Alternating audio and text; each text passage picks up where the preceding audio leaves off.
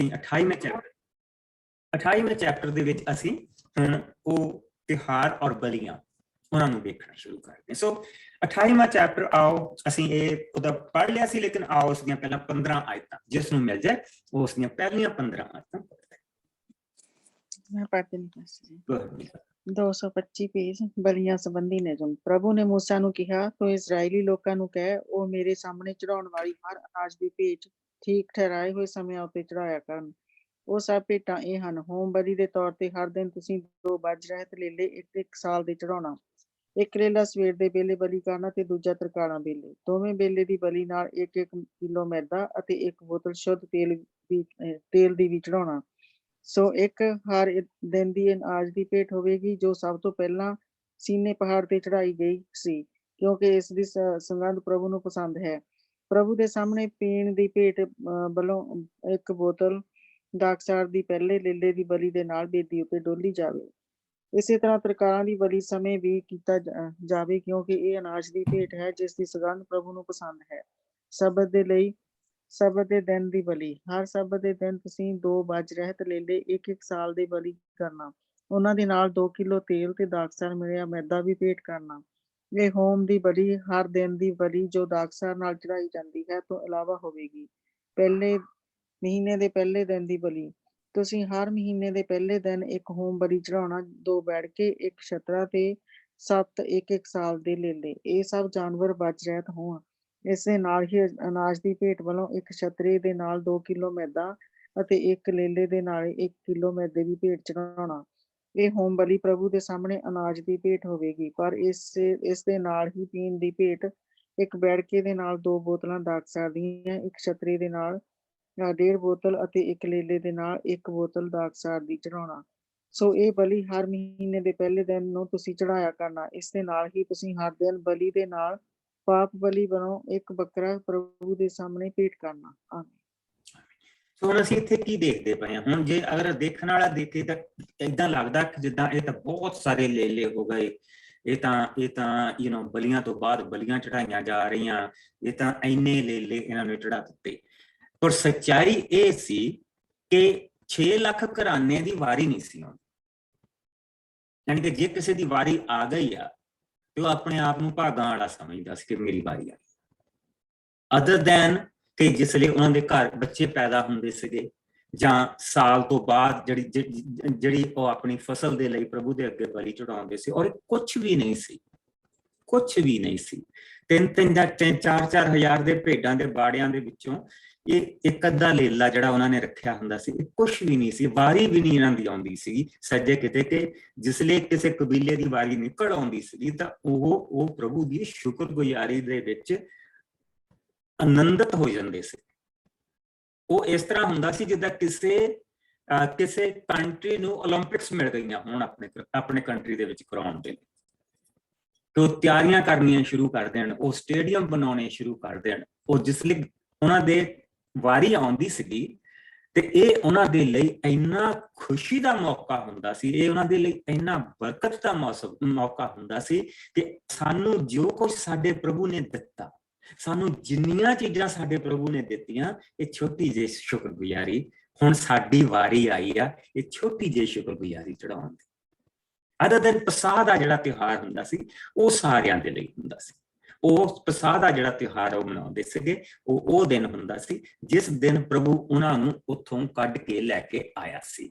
ਸੋ ਪਸਾਹ ਦਾ ਤਿਉਹਾਰ ਜਿਹੜਾ ਹੁੰਦਾ ਸੀ ਉਹ ਸਾਰੇ ਲੋਕ ਮਨਾਉਂਦੇ ਸੀ।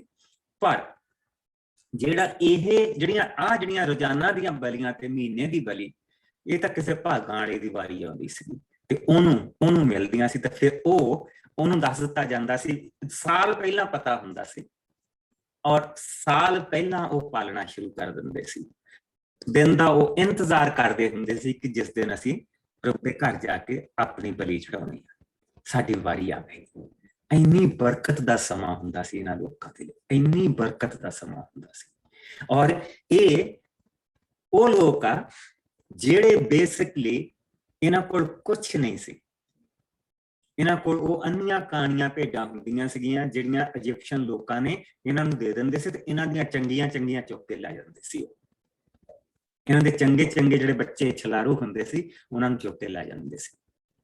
ਤੇ ਇਹਨਾਂ ਨੂੰ ਬੱਜ ਵਾਲੀਆਂ ਜਿਹੜੀਆਂ ਹੁੰਦੀਆਂ ਸੀਗੀਆਂ, ਜਿਹੜੀਆਂ ਉਹ ਆਪਣੇ ਦੇਵਤਿਆਂ ਦੇ ਸਾਹਮਣੇ ਨਹੀਂ ਚੜਾ ਸਕਦੇ ਸੀਗੇ, ਉਹ ਇਹਨਾਂ ਨੂੰ ਦੇ ਜਾਂਦੇ ਸੀਗੇ। ਇਹਨਾਂ ਦਾ ਇਹ ਹਾਲ ਵਿਚਾਰਿਆਂ ਦਾ ਕਰਦੇ ਸੀਗੇ।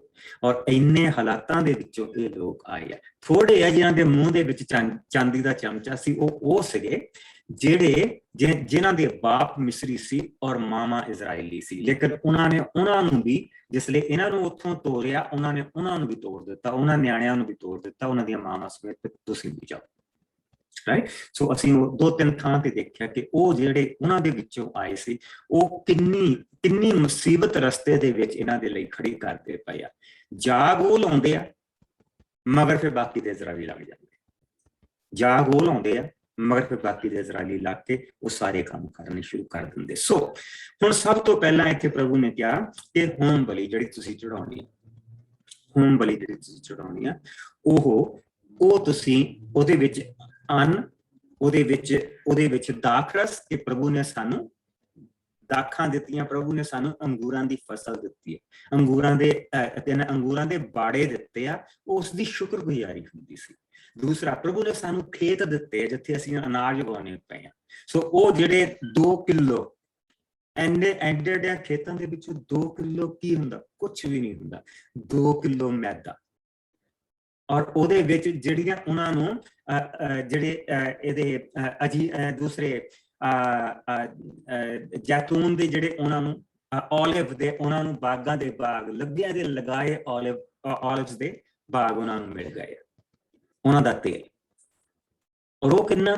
ਉਹ ਵੀ ਕਿਸੇ ਚ 1/2 ਲੀਟਰ ਤੇ ਕਿਸੇ ਚ 1 ਲੀਟਰ, which is nothing। ਉਹ ਸਿਰਫ ਪ੍ਰਭੂ ਦੀ ਸ਼ੁਕਰਗੁਜ਼ਾਰੀ ਕਿ ਪ੍ਰਭੂ ਤੇਰਾ ਸ਼ੁਕਰ। ਆ ਜਿਹੜੀ ਮੈਂ ਮੁੱਠ ਆਟੇ ਦੀ ਲੈ ਕੇ ਆਇਆ ਨਾ, ਇਹ ਮੈਨੂੰ ਯਾਦ ਕਰਾਉਂਦੇ ਆ ਕਿ ਇਸ ਮੁੱਠ ਦੇ ਆਟੇ ਦੇ ਵਿੱਚ ਜਿੰਨਾ ਅਗਰ ਕੱਲੇ ਕਣ ਨੂੰ ਵੱਖਰਾ ਕਰ ਲਈਏ ਤੇ ਇੰਨੀ ਬਰਕਤ ਤੂੰ ਮੈਨੂੰ ਦਿੱਤੀ ਹੈ, ਤੂੰ ਮੈਨੂੰ ਇੰਨੀ ਬਰਕਤ ਦਿੱਤੀ ਹੈ। ਔਰ ਤੇਰਾ ਨਾਮ ਧੰਨ, ਤੇਰਾ ਨਾਮ ਮੁਬਾਰਕ। ਔਰ ਜਿਸ ਲਈ ਬਲੀ ਉੱਥੇ ਚੜਾਈ ਜਾਂਦੀ ਸੀਗੀ ਸ਼ਾਮ ਦੀ, ਤੇ ਸਾਰਿਆਂ ਦਾ ਜਿਹੜਾ ਧਿਆਨ ਆ, ਹੁਣ 6 ਲੱਖ ਦਾ ਬੰਦਾ ਅੰਦਰ ਜਾ ਨਹੀਂ ਸੀ ਸਕਦਾ, ਉੱਥੇ ਲਾਗੇ ਜਾ ਨਹੀਂ ਸੀ ਸਕਦਾ, ਲੇਕਿਨ ਸਾਰੇ ਆਪਣੇ ਤੰਬੂਆਂ ਦੇ ਬਾਹਰ ਖੜੇ ਹੁੰਦੇ ਸੀਗੇ ਔਰ ਉਹ ਦੇਖ ਸਕਦੇ ਸੀ। ਜਿਸ ਲਈ ਬਲੀ ਦਾ ਜਿਹੜਾ ਧੂੰਆਂ ਉੱਠਦਾ ਸੀਗਾ, ਉਹ ਲੋਕਾਂ ਦੇ ਲਈ ਇੱਕ ਨਿਸ਼ਾਨੀ ਹੁੰਦੀ ਸੀ। ਜਿਸ ਲਈ ਉਹ ਧੂੰਆਂ ਉੱਠਦਾ ਸੀ ਔਰ ਚਰਬੀ ਦੀ ਮਹਿਕ ਜਿਸ ਲਈ ਉੱਠਦੀ ਸੀ, ਤੇ ਉਹਨਾਂ ਨੂੰ ਪਤਾ ਲੱਗ ਜਾਂਦਾ ਸੀ ਕਿ ਸਾਡੇ ਪ੍ਰਭੂ ਦੇ ਘਰ ਦੇ ਵਿੱਚੋਂ ਆ ਰਹੀ, ਪ੍ਰਭੂ ਦੇ ਘਰ ਬਲੀ ਚੜਾਈ ਗਈ, ਪ੍ਰਭੂ ਦੇ ਘਰ ਨੂੰ ਬਰਕਤ ਮਿਲੀ ਆ। ਹੁਣ ਸਾਡੀ ਬਰਕਤ ਉਹ ਸਾਨੂੰ ਦੇਗਾ। ਸੋ ਖੁਸ਼ੀਆਂ ਦੀਆਂ ਬਲੀਆਂ, ਮੇਲ ਦੀਆਂ ਬਲੀਆਂ, ਧੰਨਵਾਦੀ ਦੀਆਂ ਬਲੀਆਂ ਜਿਹੜੇ ਲੋਕ ਚੜਾਉਂਦੇ ਸੀ, ਇਹ ਸਾਰੀਆਂ ਖੁਸ਼ੀ ਦੀਆਂ ਬਲੀਆਂ ਹੁੰਦੀਆਂ ਸੀ। ਰਾਈਟ। ਫਿਰ ਕੁਛ ਇੱਕ ਬਲੀਆਂ ਜਿਹੜੀਆਂ ਅਸੀਂ ਦੇਖਿਆ ਸੀ, ਜਿਹੜੀਆਂ ਮਸਟ ਹੁੰਦੀਆਂ ਸੀ, ਔਰ ਉਹ ਹੈ ਸਬਤ ਦੀ ਬਲੀ। ਸਬਤ ਦਾ ਦਿਨ ਪ੍ਰਭੂ ਨੇ ਆਪਣੇ ਲੋਕਾਂ ਨੂੰ ਦਿੱਤਾ ਕਿ ਜਿਹੜਾ ਆਪਣੇ ਸਾਰੇ ਇਤਿਹਾਸ ਦੇ ਵਿੱਚ, ਉਸ ਸਮੇਂ ਦੇ ਇਤਿਹਾਸ ਦੇ ਵਿੱਚ ਪ੍ਰਭੂ ਦੇ ਲੋਕਾਂ ਦੇ ਕੋਲ ਇੱਕ ਐਸਾ ਦਿਨ ਸੀ ਜਿਹੜਾ ਸਾਰਾ ਦਿਨ ਆਰਾਮ ਦਾ ਗੁਜ਼ਾਰਦੇ ਸੀ। ਬਾਕੀ ਦੀਆਂ ਕੌਮਾਂ ਦੇ ਵਿੱਚ ਇਹ ਦਿਨ ਹੈ ਨਹੀਂ ਸੀ। ਅਗਰ ਇਹ ਦਿਨ ਨਾ ਹੁੰਦਾ ਤੇ ਸਾਨੂੰ ਕੋਈ ਸੰਡੇ ਵੀ ਆਫ ਨਾ ਦਿੰਦਾ, ਸਾਨੂੰ ਕੋਈ ਵੀਕਐਂਡ ਵੀ ਨਾ ਦਿੰਦਾ, ਲੇਕਿਨ ਇਹਦੇ ਕਰਕੇ ਸਾਨੂੰ ਇੱਕ ਛੁੱਟੀ ਮਿਲਦੀ ਪਈ ਹੈ ਦਿਨ ਦੇ ਵਿੱਚ, ਔਰ ਉਹ ਸਾਡੀ ਜਾਨ ਨੂੰ ਆਰਾਮ ਦੇਣ ਦੇ ਵਾਸਤੇ। ਔਰ ਉਸ ਦਿਨ ਜਿਹੜੀਆਂ ਹੈਗੀਆਂ, ਕਿਉਂਕਿ ਇਹ ਤਿਉਹਾਰ ਜਿਹੜਾ ਅਸੀਂ ਸੰਡੇ ਨੂੰ ਪ੍ਰਭੂ ਦੇ ਘਰ ਦੇ ਵਿੱਚ ਇਕੱਠੇ ਹੁੰਦੇ ਆ, ਜਾਂ ਸੈਟਰਡੇ ਨੂੰ, ਜਾਂ ਜਿਹੜੇ ਵੀ ਦਿਨ ਤੁਸੀਂ ਇਕੱਠੇ ਹੁੰਦੇ ਆ, ਵੱਖਰੀਆਂ ਚਰਚਾਂ ਕੋਵਿਡ ਦੇ ਕਰਕੇ ਵੱਖਰੇ ਦਿਨ ਗਰੁੱਪ ਇਕੱਠੇ ਹੁੰਦੇ ਆ। ਅਸੀਂ ਸੈਪਟੈਂਬਰ ਦੇ ਵਿੱਚ ਸ਼ੁਰੂ ਕਰਨੀ ਹੈ ਆਪਣੀ ਚਰਚ, ਔਰ ਇਸ ਨੂੰ ਇੱਕ ਤਿਉਹਾਰ ਕਰਕੇ ਮਨਾਇਆ ਜਾਂਦਾ ਸੀ। ਇਹ 52 ਤਿਉਹਾਰ ਪ੍ਰਭੂ ਨੇ ਉਹਨਾਂ ਨੂੰ ਦਿੱਤੇ ਸੀ ਸਾਲ ਦੇ, ਜਿਹੜੇ ਮਨਾਉਣੇ। ਸੋ ਜਿਹੜਾ ਸਬਤ ਦਾ ਦਿਨ ਆ, ਜਿਹੜਾ ਸਬਤ ਦੇ ਦਿਨ ਅਸੀਂ ਪ੍ਰਭੂ ਦੇ ਘਰ ਜਾਂਦੇ ਆ, ਚਾਹੇ ਸੰਡੇ ਤੁਸੀਂ ਚੁਣਿਆ, ਚਾਹੇ ਤੁਹਾਡੀ ਚਰਚ ਨੇ ਸੈਟਰਡੇ ਚੁਣਿਆ, ਚਾਹੇ ਫਰਾਈਡੇ ਚੁਣਿਆ, ਉਹ ਜਿਹੜਾ ਦਿਨ ਆ, ਇੱਕ ਦਿਨ ਆ, ਉਹ ਸਾਡਾ ਜਿਹੜਾ ਦਿਨ ਹੁੰਦਾ, ਉਹ ਪ੍ਰਭੂ ਦੇ ਮੇਲ ਦਾ ਦਿਨ ਹੁੰਦਾ, ਉਹ ਮੇਲ ਮਿਲਾਪ ਦਾ ਦਿਨ ਹੁੰਦਾ, ਜਿਸ ਦਿਨ ਅਸੀਂ ਆਪਣੇ ਪ੍ਰਭੂ ਦੀ ਹਜ਼ੂਰੀ ਦੇ ਵਿੱਚ ਜਾਂਦੇ ਆ। ਔਰ ਇਸ ਦਿਨ ਅਸੀਂ ਪ੍ਰਭੂ ਦਾ ਹੁਕਮ ਪੂਰਾ ਕਰਨ ਜਾਂਦੇ ਆ। ਤੇ ਸਾਡੇ ਪ੍ਰਭੂ ਨੇ ਸਾਨੂੰ 6 ਦਿਨ ਸਾਡੇ ਤੋਂ ਕੰਮ ਕਰਾਇਆ। ਹੁਣ ਉਹ ਸਾਡੇ ਤਨ ਨੂੰ, ਸਾਡੇ ਮਨ ਨੂੰ ਔਰ ਸਾਡੀ ਆਤਮਾ ਨੂੰ ਤਾਜ਼ਾ ਕਰੇਗਾ ਔਰ ਪਿਛਲੀ ਥਕਾਵਟ ਲਾਏਗਾ, ਔਰ ਆਉਣ ਵਾਲੇ ਸਮੇਂ ਦੇ ਲਈ ਸਾਨੂੰ ਸਵਰਗ ਤੋਂ ਨਵੀਂ ਤਾਕਤ ਦੇਗਾ। ਸੋ ਇਹ ਦਿਨ ਅਸੀਂ ਇਸ ਕਰਕੇ ਮਨਾਉਂਦੇ ਹਾਂ। ਔਰ ਫਿਰ ਉਸ ਤੋਂ ਬਾਅਦ ਆ ਗਈ ਮਹੀਨੇ ਦੇ ਪਹਿਲੇ ਦਿਨ ਦੀ ਬਲੀ, ਕਿਉਂਕਿ ਇਹਨਾਂ ਦੇ 13 ਮਹੀਨੇ ਹੁੰਦੇ ਯਹੂਦੀਆਂ ਦੇ। ਸੋ ਹਰ ਪਹਿਲੀ ਤਰੀਕ ਨੂੰ ਉਹ ਇਹ ਬਲੀ ਦਿੰਦੇ ਸੀ। ਸੋ ਆਓ ਅਸੀਂ ਇਸ ਨੂੰ ਜਿਹੜੀ 11 ਤੋਂ 15 ਜਿਹੜੀਆਂ ਅਸੀਂ ਦੇਖਦੇ ਪਏ ਹਾਂ, ਇਸ ਦੇ ਵਿੱਚ ਵੀ ਉਹ ਹੀ ਸੇਮ ਕਿ ਉਹਨਾਂ ਨੇ 2 ਬੈਠ ਕੇ, 1 ਛਤਰਾ ਅਤੇ 7 ਇੱਕ ਸਾਲ ਦੇ ਜਿਹੜੇ ਉਹ ਮੇਮਣੇ ਜਿਹੜੇ ਉਹ ਬਲੀ ਚੜਾਈ ਜਾਂਦੀ ਸੀ ਮਹੀਨੇ ਦੇ ਵਿੱਚ 1 ਵਾਰ, ਔਰ ਉਹ ਆਉਣ ਵਾਲੇ ਮਹੀਨੇ ਦੇ ਲਈ ਬਰਕਤ ਮੰਗੀ ਜਾਂਦੀ ਸੀ। ਔਰ ਇਹ ਕਿਉਂਕਿ ਇਹਨਾਂ ਦਿਨਾਂ ਦੇ ਵਿੱਚ ਪੁਰੋਹਿਤ ਬਹੁਤ ਸਾਰੇ ਪੁਰੋਹਿਤ ਕੰਮ ਕਰ ਰਹੇ ਹੁੰਦੇ ਸੀ ਅੰਦਰ, ਇਹ ਉਹਨਾਂ ਦੇ ਲਈ ਵੀ ਉਹਨਾਂ ਦਾ ਵੀ ਇੱਕ ਰਿਸੋਰਸ ਹੁੰਦਾ ਸੀ, ਉਹਨਾਂ ਨੂੰ ਇਹਨਾਂ ਦੇ ਵਿੱਚੋਂ ਮਿਲ। ਸੋ ਇਹ ਬਲੀ ਜਿਹੜੀ ਦਿੱਤੀ ਜਾਂਦੀ ਸੀ ਮਹੀਨੇ ਦੇ ਪਹਿਲੇ ਦਿਨ, ਇਹ ਇਸ ਤਰ੍ਹਾਂ ਦਿੱਤੀ ਜਾਂਦੀ ਸੀ। ਹੁਣ ਆ ਗਈਆਂ ਜਿਹੜੀਆਂ ਮਸਟ, ਔਰ ਉਹ ਹੈ ਖਮੀਰੀ ਰੋਟੀ ਦਾ ਤਿਉਹਾਰ। ਇਹ ਉਹ ਦਿਨ ਸੀ ਜਿਸ ਦਿਨ ਪ੍ਰਭੂ ਪਸਾਹ ਦਾ ਦਿਨ ਸੀ, ਜਿਸ ਦਿਨ ਪ੍ਰਭੂ ਆਪਣੇ ਲੋਕਾਂ ਨੂੰ ਉੱਥੋਂ ਕੱਢ ਕੇ ਲੈ ਕੇ ਆਇਆ ਸੀ, ਜਿਸ ਦਿਨ ਉਹ ਮਿਸਰ ਦੇ ਵਿੱਚ ਉਹਨਾਂ ਦੀ ਗੁਲਾਮੀ ਤੋਂ ਛੁਟਕਾਰਾ ਦੇ ਕੇ ਪ੍ਰਭੂ ਉਹਨਾਂ ਨੂੰ ਲੈ ਕੇ ਆਇਆ ਸੀ। ਸੋ ਇਹ ਪਸਾਹ ਦਾ ਤਿਉਹਾਰ ਜਿਹੜਾ ਉਹ ਮਨਾਉਂਦੇ ਸੀ, ਔਰ ਇਹ ਉਹਨਾਂ ਦੇ ਜਿਹੜਾ ਨਵਾਂ ਸਾਲ ਸੀ ਉਹ ਵੀ ਉਦੋਂ ਚੜ੍ਹਦਾ ਸੀ। ਉਸ ਸਾਲ ਦੇ 4 ਦਿਨ ਇਹ ਤਿਉਹਾਰ ਮਨਾਇਆ ਜਾਂਦਾ ਸੀ। ਸੋ ਆਓ ਜਿਸ ਨੂੰ ਮਿਲ ਜਾਏ ਅਸੀਂ 16 ਤੋਂ ਲੈ ਕੇ ਅਸੀਂ 25 ਤੱਕ ਦੇਖਾਂਗੇ। ਮੈਂ ਪੜ੍ਹਦਾ ਵਾਸੂ ਜੀ। go ਅਖਮੀਰੀ ਰੋਟੀ ਦੇ ਤਿਉਹਾਰ ਦੇ ਸਮੇਂ ਦੀ ਬਲੀ। ਤੁਸੀਂ ਪਹਿਲੇ ਮਹੀਨੇ ਦੇ 14ਵੇਂ ਦਿਨ ਪ੍ਰਭੂ ਦਾ ਪਸਾਹ ਦਾ ਤਿਉਹਾਰ ਮਨਾਉਣਾ। ਇਹ ਤਿਉਹਾਰ 14ਵੇਂ ਦਿਨ ਸ਼ੁਰੂ ਹੋਵੇਗਾ ਅਤੇ 7 ਦਿਨ ਤੱਕ ਰਹੇਗਾ। ਇਹਨਾਂ 7 ਦਿਨਾਂ ਵਿੱਚ ਤੁਸੀਂ ਕੇਵਲ ਅਖਮੀਰੀ ਰੋਟੀ ਖਾਣਾ। ਤਿਉਹਾਰ ਦੇ ਪਹਿਲੇ ਦਿਨ ਤੁਸੀਂ ਸੰਗਤ ਦੇ ਰੂਪ ਵਿੱਚ ਆਰਾਧਨਾ ਦੇ ਲਈ ਇਕੱਠੇ ਹੋਣਾ ਅਤੇ ਇਸ ਦਿਨ ਤੁਸੀਂ ਕੋਈ ਕੰਮ ਨਾ ਕਰਨਾ। ਇਸ ਦਿਨ ਤੁਸੀਂ ਇਹ ਹੋਮ ਬਲੀ ਅਨਾਜ ਦੀ ਭੇਟ ਕਰਕੇ ਚੜਾਉਣਾ। 2 ਵੇੜਕੇ, 1 ਛਤਰਾ ਅਤੇ 7 ਇੱਕ ਸਾਲ ਦੇ ਲੇਲੇ। ਇਹ ਸਭ ਜਾਨਵਰ ਬਜ ਰਹਿਤ ਹੋਣ। ਤੁਸੀਂ 1 ਵਹਿੜਕੇ ਦੇ ਨਾਲ 3 ਕਿਲੋ ਤੇਲ ਮਿਲਿਆ ਮੈਦਾ, 1 ਛਤਰੇ ਦੇ ਨਾਲ 2 ਕਿਲੋ ਮੈਦੇ ਦੀ ਭੇਟ ਚੜਾਉਣਾ। ਇਸੇ ਤਰ੍ਹਾਂ 1 ਕਿਲੋ ਹਰ ਲੇਲੇ ਨਾਲ। ਸੋ ਇਸ ਤਰ੍ਹਾਂ ਤੁਸੀਂ ਲੋਕਾਂ ਲਈ ਪਾਪ ਤੋਂ ਮਾਫੀ ਪ੍ਰਾਪਤੀ ਦੀ ਬਲੀ ਚੜਾਉਣਾ। ਇਹ ਬਲੀ ਹਰ ਰੋਜ਼ ਦੀ ਬਲੀ ਤੋਂ ਇਲਾਵਾ ਹੋਵੇਗੀ। ਤੁਸੀਂ ਇਸ ਦੇ ਨਾਲ ਹੀ ਹਰ ਰੋਜ਼ ਅਰਥਾਤ 7 ਦਿਨ ਅੱਗ ਦੁਆਰਾ ਅਨਾਜ ਦੀ ਭੇਟ ਚੜਾਉਣਾ, ਜਿਸ ਦੀ ਸੁਗੰਧ ਪ੍ਰਭੂ ਨੂੰ ਪਸੰਦ ਹੈ। ਫਿਰ ਤੁਸੀਂ 7ਵੇਂ ਦਿਨ ਆਰਾਧਨਾ ਦੇ ਲਈ ਸੰਗਤ ਦੇ ਰੂਪ ਵਿੱਚ ਇਕੱਠੇ ਹੋਣਾ ਅਤੇ ਇਸ ਦਿਨ ਵੀ ਕੋਈ ਕੰਮ ਨਾ ਕਰਨਾ। ਸੋ ਇਹ ਇੱਕ ਉਹਨਾਂ ਦਾ ਤੁਸੀਂ ਇਹ ਕਹਿ ਲਓ ਕਿ ਇੱਕ ਬਹੁਤ ਵੱਡਾ ਤਿਉਹਾਰ ਉਹਨਾਂ ਨੂੰ ਉਹ ਯਾਦ ਕਰਾਉਣ ਦੇ ਲਈ ਕਿ ਤੁਹਾਡਾ ਪ੍ਰਭੂ ਪਰਮੇਸ਼ਰ ਇੱਕ ਲਾਠੀ ਦੇ ਨਾਲ ਤੁਹਾਨੂੰ ਮੂਸਾ ਐਡੇ ਵੱਡੇ ਦੇਸ਼ ਦੇ ਵਿੱਚੋਂ ਕੱਢ ਕੇ ਲੈ ਕੇ ਆਇਆ, ਐਡੀ ਵੱਡੀ ਪਾਵਰ ਦੇ ਵਿੱਚੋਂ ਵੀ ਕੱਢ ਕੇ ਲੈ ਕੇ ਆਇਆ ਸੀ ਕਿ ਜਿਸ ਦੇ ਬਾਰੇ ਕੋਈ ਸੋਚ ਵੀ ਨਾ ਸਕੇ ਕਿ ਇਸ ਦੇਸ਼ ਦੇ ਗੁਲਾਮ ਚਲ ਜਾਣਗੇ, ਇਸ ਦੇਸ਼ ਦੇ ਗੁਲਾਮ ਮਿਸਰ ਦੇ ਗੁਲਾਮ ਛੁਟਕਾਰਾ ਪਾ ਲੈਣਗੇ। ਮਿਸਰ ਤੋਂ ਲੈ ਕੇ ਨੂਬੀਆ ਤੱਕ, ਅਫਰੀਕਾ ਦੇ ਨੂਬੀਆ ਤੱਕ, ਨੂਬੀਆ ਜਿਹੜਾ ਗਾਂ ਨੂਬੀਆ ਇੱਕ ਏਰੀਆ ਆਉਂਦਾ ਉਹਨਾਂ ਦਿਨਾਂ ਦੇ ਵਿੱਚ, ਉਹਨੂੰ ਕਹਿੰਦੇ ਸੀ, ਹੁਣ ਛੋਟੇ ਛੋਟੇ ਕਈ ਦੇਸ਼ ਉੱਥੇ ਬਣ ਗਏ, ਉੱਥੇ ਤੱਕ ਉਹਨਾਂ ਦਾ ਰਾਜ। ਇਧਰਲੇ ਪਾਸੇ ਉਹਨਾਂ ਦਾ ਸੀਰੀਆ ਤੱਕ ਉਹਨਾਂ ਦਾ ਰਾਜ, ਸੰਧੀਆਂ ਹੋਈਆਂ, ਇੱਥੋਂ ਟੈਕਸ ਜਾਂਦਾ ਪਿਆ ਉੱਥੇ ਨੂੰ। ਇਧਰਲੇ ਜਿੰਨੇ ਵੀ ਰਾਜੇ ਉਹ ਪਪਟ ਰਾਜੇ ਮਿਸਰ ਦੇ। ਐਡਾ ਵੱਡਾ ਦੇਸ਼ ਤੇ ਉਹ ਆਜ਼ਾਦੀ, ਉਹਦੇ ਕੋਲੋਂ ਉਹਦੇ ਗੁਲਾਮ ਨਿਕਲ ਜਾਣ ਹੱਥੋਂ, ਇਹ ਕਿੱਦਾਂ ਹੋ ਸਕਦਾ? ਲੇਕਿਨ ਪ੍ਰਭੂ ਨੇ ਉਹ ਕਰਕੇ ਦਿਖਾਇਆ। ਔਰ ਜੇ ਪ੍ਰਭੂ ਉਹ ਕਰ ਸਕਦਾ ਤੇ ਸਾਨੂੰ ਸਾਡੇ ਪਾਪ ਦੀ ਗੁਲਾਮੀ ਦੇ ਵਿੱਚੋਂ ਵੀ ਉਹ ਕੱਢ ਸਕਦਾ। ਜਿਹੜੀ ਸਾਡੀ ਗੁਲਾਮੀ ਆ ਉਹ ਪਾਪ ਦੀ ਗੁਲਾਮੀ ਹੈ, ਔਰ ਪਾਪ ਦੀ ਗੁਲਾਮੀ ਭੇਡਾਂ ਬੱਕਰੀਆਂ ਦੇ ਖੂਨ ਦੇ ਨਾਲ ਨਹੀਂ।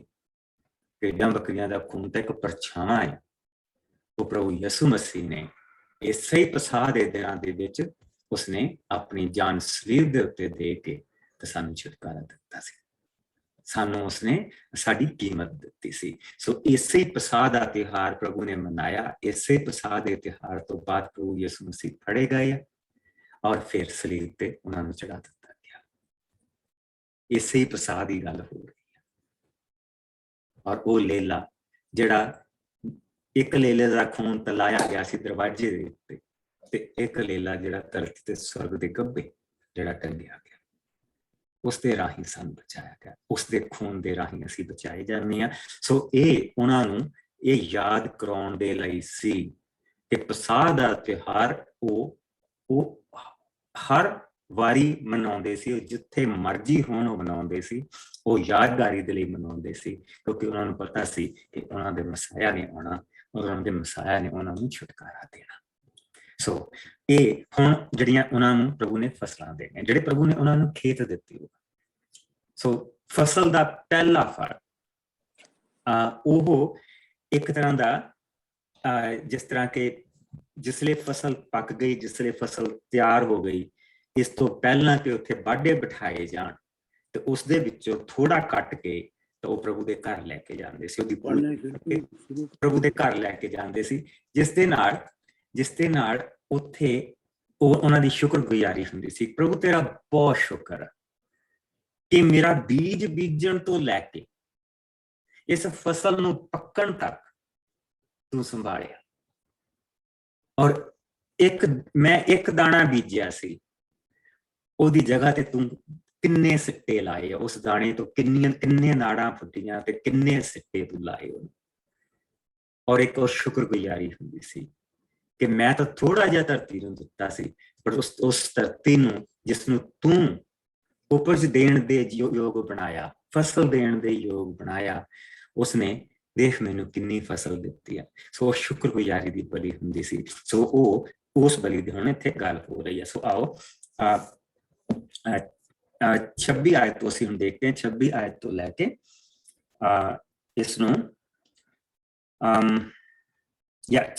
26 ਤੋਂ 31 let's finish this first, ਫਿਰ ਗਾਂ ਜਾਂਦੇ। ਫਸਲ ਦੇ ਪਹਿਲੇ ਫਲਾਂ ਦਾ ਤਿਉਹਾਰ। ਤੁਸੀਂ ਫਸਲ ਦੀ ਕਟਾਈ ਸਮੇਂ ਜਦੋਂ ਆਪਣੀ ਫਸਲ ਦੇ ਪਹਿਲੇ ਫਲਾਂ ਦੀ ਭੇਟ ਚੜਾਓ ਤਾਂ ਉਸ ਦਿਨ ਸੰਗਤ ਦੇ ਰੂਪ ਵਿੱਚ ਆਰਾਧਨਾ ਦੇ ਲਈ ਇਕੱਠੇ ਹੋਣਾ ਅਤੇ ਉਸ ਦਿਨ ਤੁਸੀਂ ਕੰਮ ਨਾ ਕਰਨਾ। ਉਸ ਦਿਨ ਤੁਸੀਂ ਪ੍ਰਭੂ ਦੀ ਮਨਪਸੰਦੀ ਹੋਮ ਬਲੀ ਲਈ ਉਸਦੇ ਸਾਹਮਣੇ ਇਹ ਹੋਮ ਬਲੀ ਚੜਾਉਣਾ, 2 ਵੇਟਕੇ, 1 ਛਤਰਾ ਅਤੇ 7 ਇੱਕ ਸਾਲ ਦੇ ਲੇਲੇ। ਇਹ ਸਭ ਜਾਨਵਰ ਬਜ ਰਹਿਤ ਹੋਣ। ਤੁਸੀਂ 1 ਵਹਿੜਕੇ ਦੇ ਨਾਲ 3 ਕਿਲੋ ਤੇਲ ਮਿਲਿਆ ਮੈਦਾ, 1 ਛਤਰੇ ਦੇ ਨਾਲ 2 ਕਿਲੋ ਮੈਦਾ ਅਤੇ 1 ਲੇਲੇ ਦੇ ਨਾਲ 1 ਕਿਲੋ ਮੈਦੇ ਦੀ ਭੇਟ ਚੜਾਉਣਾ। ਤੁਸੀਂ 1 ਬੱਕਰਾ ਪਾਪ ਬਲੀ ਵੀ ਚੜਾਉਣਾ। ਇਸ ਤਰ੍ਹਾਂ ਤੁਸੀਂ ਲੋਕਾਂ ਲਈ ਪਾਪ ਮਾਫੀ ਪ੍ਰਾਪਤੀ ਦੀ ਬਲੀ ਚੜਾਉਣਾ। ਸੋ ਤੁਸੀਂ ਇਹ ਬਲੀਆਂ ਪੀਣ ਦੀ ਭੇਟ ਸਮੇਤ ਹਰ ਦਿਨ ਦੀਆਂ ਸਦਾ ਚੜਾਈਆਂ ਜਾਣ ਵਾਲੀਆਂ ਭੇਟਾਂ ਤੋਂ ਇਲਾਵਾ ਚੜਾਉਣਾ। ਕਿਉਂਕਿ ਫਸਲ ਆ ਗਈ ਹੈ, ਹਰ ਚੀਜ਼ ਦੀ ਫਸਲ ਆ ਗਈ ਹੈ। ਜਾਨਵਰਾਂ ਦੀ ਵੀ ਇਹ ਇੱਕ, ਕਿਉਂਕਿ ਜਾਨਵਰਾਂ ਦਾ ਵੀ ਇਹ ਗਿਣਿਆ ਜਾਂਦਾ ਸੀ ਕਿ ਇਸ ਸਾਲ ਗਾਈਆਂ ਨੇ ਕਿੰਨੇ ਬੱਚੇ ਦਿੱਤੇ ਆ, ਇਸ ਸਾਲ ਭੇਡਾਂ ਨੇ ਕਿੰਨੇ ਛਲਾਰੂ ਦਿੱਤੇ ਆ। ਸੋ ਹਰੇਕ ਚੀਜ਼ ਦੇ ਵਿੱਚੋਂ, ਹਰੇਕ ਫਸਲ ਦੇ ਵਿੱਚੋਂ ਉਹ ਲੈ ਕੇ ਜਾ ਰਹੇ ਆ। ਅੰਗੂਰਾਂ ਦੇ ਵਿੱਚੋਂ ਉਹਨਾਂ ਦੀ ਫਸਲ ਦਾ ਹਿੱਸਾ ਲੈ ਕੇ ਜਾ ਰਹੇ ਆ, ਪਹਿਲਾ ਫਲ ਲੈ ਕੇ ਜਾ ਰਹੇ ਆ। ਇਸੇ ਤਰ੍ਹਾਂ ਹਰ ਚੀਜ਼ ਦਾ ਪਹਿਲਾ ਫਲ ਲੈ ਕੇ ਜਾ ਰਹੇ ਆ, ਔਰ ਉਹ ਪ੍ਰਭੂ ਦੇ ਘਰ ਦੇ ਵਿੱਚ ਜਾ ਕੇ ਸ਼ੁਕਰਗੁਜ਼ਾਰੀ ਮਨਾ ਰਹੇ ਆ, ਪ੍ਰਭੂ ਦੇ ਨਾਮ ਨੂੰ ਧੰਨ ਕਰ ਰਹੇ। ਔਰ ਇਸ ਤਰ੍ਹਾਂ ਉਹ ਪ੍ਰਭੂ ਦੇ ਇਸ ਤਰ੍ਹਾਂ ਉਹ ਯਾਦ ਰੱਖਦੇ ਸੀ। ਇਹ ਬਹੁਤੀਆਂ ਚੀਜ਼ਾਂ, ਇੱਕ ਤਾਂ ਉਹਨਾਂ ਨੂੰ ਹਰੇਕ ਚੀਜ਼ ਨੂੰ ਪ੍ਰਭੂ ਦੇ ਘਰ ਦੇ ਨਾਲ ਉਹਨਾਂ ਨੂੰ ਜੋੜ ਕੇ ਰੱਖਣ ਦੀ ਸੀ। ਦੂਸਰੀ ਚੀਜ਼ ਇਹ ਕਿ ਉਹਨਾਂ ਦੇ ਦਿਮਾਗ ਦੇ ਵਿੱਚ ਕਦੀ ਨਾ ਆਵੇ ਕਿ ਇਹ ਚੀਜ਼ਾਂ ਅਸੀਂ ਅਰਨ ਕੀਤੀਆਂ। ਉਹਨਾਂ ਨੂੰ ਹਮੇਸ਼ਾ ਇਹ ਚੇਤੇ ਰਹੇ, ਔਰ ਹਾਲੇ ਤੱਕ ਉਹ ਗਏ ਨਹੀਂ ਉਸ ਧਰਤੀ ਤੇ। ਉੱਥੇ ਜਾਣ ਤੋਂ ਪਹਿਲਾਂ ਇਹ ਸਭ ਕੁਝ ਦਿੱਤਾ ਜਾ ਰਿਹਾ। ਉਹਨਾਂ ਦੀ ਜ਼ਮੀਨ ਵੀ ਵੰਡ ਦਿੱਤੀ ਗਈ ਹੈ। ਇਹ ਤਾਂ ਇਸ ਤਰ੍ਹਾਂ ਕਿ ਤੁਸੀਂ ਹਾਲੇ ਘਰ ਦੇਖਣ ਵੀ ਨਹੀਂ ਗਏ, ਤੁਹਾਨੂੰ ਘਰ ਦੀ ਬਣਾਵਟ ਵੀ ਨਹੀਂ ਪਤਾ ਹੈਗੀ, ਤੇ ਤੁਸੀਂ ਆਪਣੇ ਨਿਆਣਿਆਂ ਨੂੰ ਉੱਥੇ ਬੈਠੇ ਇਹ ਕਹਿ ਦਿਓ ਕਿ ਇੱਧਰ ਸੱਜੇ ਪਾਸੇ ਵਾਲਾ ਜਿਹੜਾ ਬੈਡਰੂਮ ਉਹ ਤੇਰਾ ਹੈ, ਤੇ ਜਿਹੜਾ ਉਹਦੇ ਨਾਲ ਦਾ ਬੈਡਰੂਮ ਆ ਉਹ ਤੇਰਾ, ਉਹ ਛੋਟੇ ਬੱਚੇ ਦਾ ਆ, ਤੇ ਜਿਹੜਾ ਵੱਡਾ ਹੈ ਕਿਉਂਕਿ ਤੂੰ ਕੰਪਿਊਟਰ ਤੇ ਖੇਲਣਾ, ਤੇਰਾ ਬੈਡਰੂਮ ਥੱਲੇ। ਤੁਸੀਂ ਪਹਿਲਾਂ ਹੀ ਉਹ ਵੰਡ ਦਿਓ, ਤੁਸੀਂ ਹਾਲੇ ਘਰ ਵੀ ਨਹੀਂ ਦੇਖਣਗੇ ਕਿ ਘਰ ਹੈ ਕਿਦਾਂ, ਉਹਦਾ ਡਿਜ਼ਾਈਨ ਕੀ ਹੈ। This is what is happening.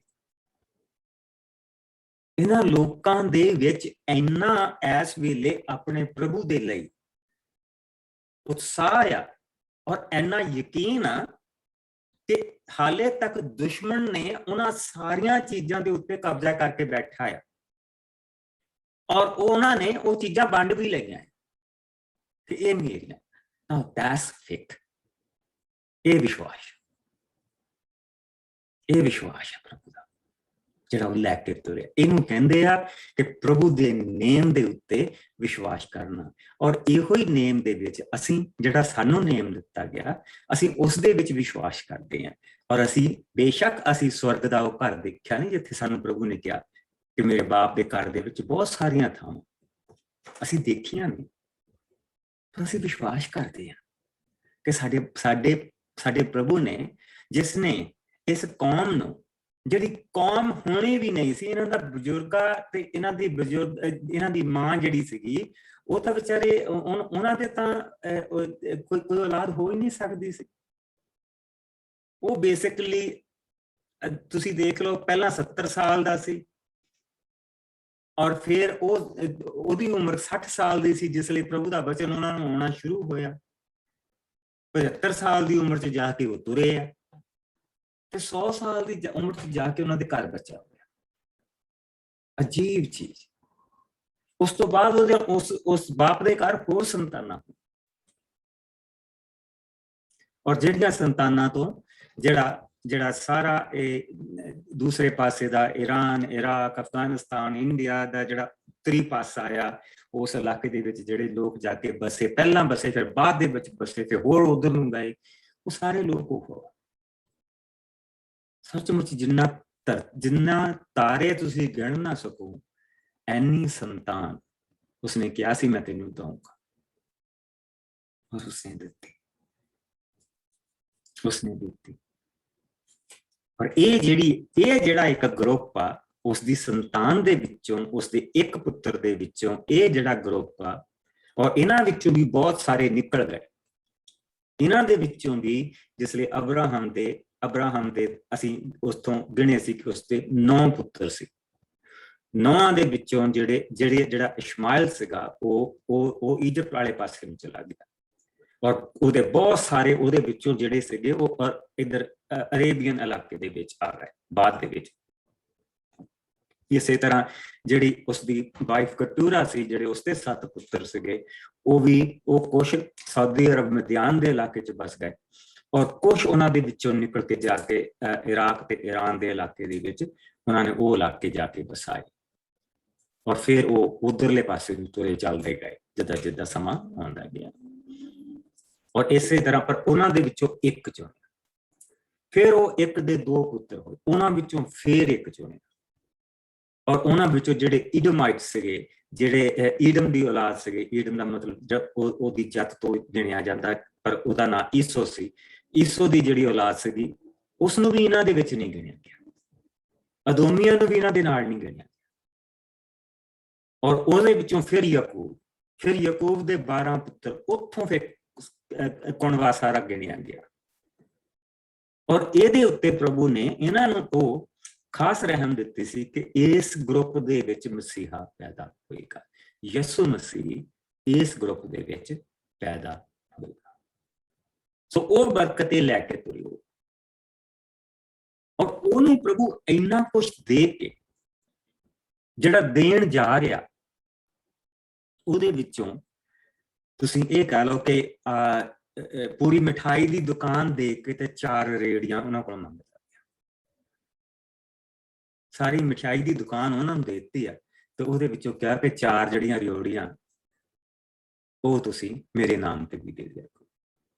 ਕੀ 2 ਬੱਚੇ ਤੇ ਕੀ ਪਰ ਉਹ ਇੱਕ ਚੀਜ਼ ਹੁੰਦੀ ਸੀ ਕਿ ਉਸ ਵੇਲੇ ਸਾਰਿਆਂ ਦਾ ਜਿਹੜਾ ਧਿਆਨ ਸੀ ਉਹ ਇੱਕ ਚੀਜ਼ ਦੇ ਉੱਤੇ ਲੱਗਾ ਹੁੰਦਾ ਸੀ ਕਿ ਸਾਨੂੰ ਪ੍ਰਭੂ ਨੇ ਸਭ ਕੁਝ ਦਿੱਤਾ, ਉਸ ਦੇ ਵਿੱਚੋਂ ਅਸੀਂ ਇਹ ਦੇ ਰਹੇ।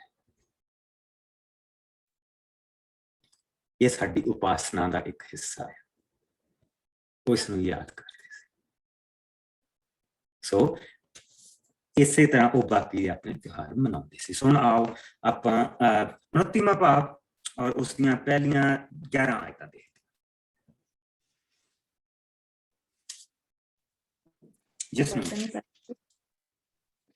ਨਵੇਂ ਸਾਲ ਦੇ ਤਿਉਹਾਰ ਦੀਆਂ ਬਲੀਆਂ। 7ਵੇਂ ਮਹੀਨੇ ਦੇ ਪਹਿਲੇ ਦਿਨ ਤੁਹਾਡੀ ਸਾਰੀ ਸੰਗਤ ਆਰਾਧਨਾ ਦੇ ਲਈ ਇਕੱਠੀ ਹੋਵੇ ਅਤੇ ਇਸ ਦਿਨ ਤੁਸੀਂ ਕੋਈ ਕੰਮ ਨਾ ਕਰਨਾ। ਇਸ ਦਿਨ ਬਿਗਲ ਵਜਾਏ ਜਾਣ ਅਤੇ ਹੋਮ ਬਲੀ ਜਿਸ ਦੀ ਸੁਗੰਧ ਪ੍ਰਭੂ ਨੂੰ ਪਸੰਦ ਹੈ ਚੜਾਈ ਜਾਵੇ। ਇੱਕ ਬੈਠਕਾ, ਇੱਕ ਛਤਰਾ, 7 ਇੱਕ ਸਾਲ ਦੇ ਲੇਲੇ, ਇਹ ਸਭ ਜਾਨਵਰ ਵੱਜ ਰਹਿਤ ਹੋਣੇ ਚਾਹੀਦੇ ਹਨ।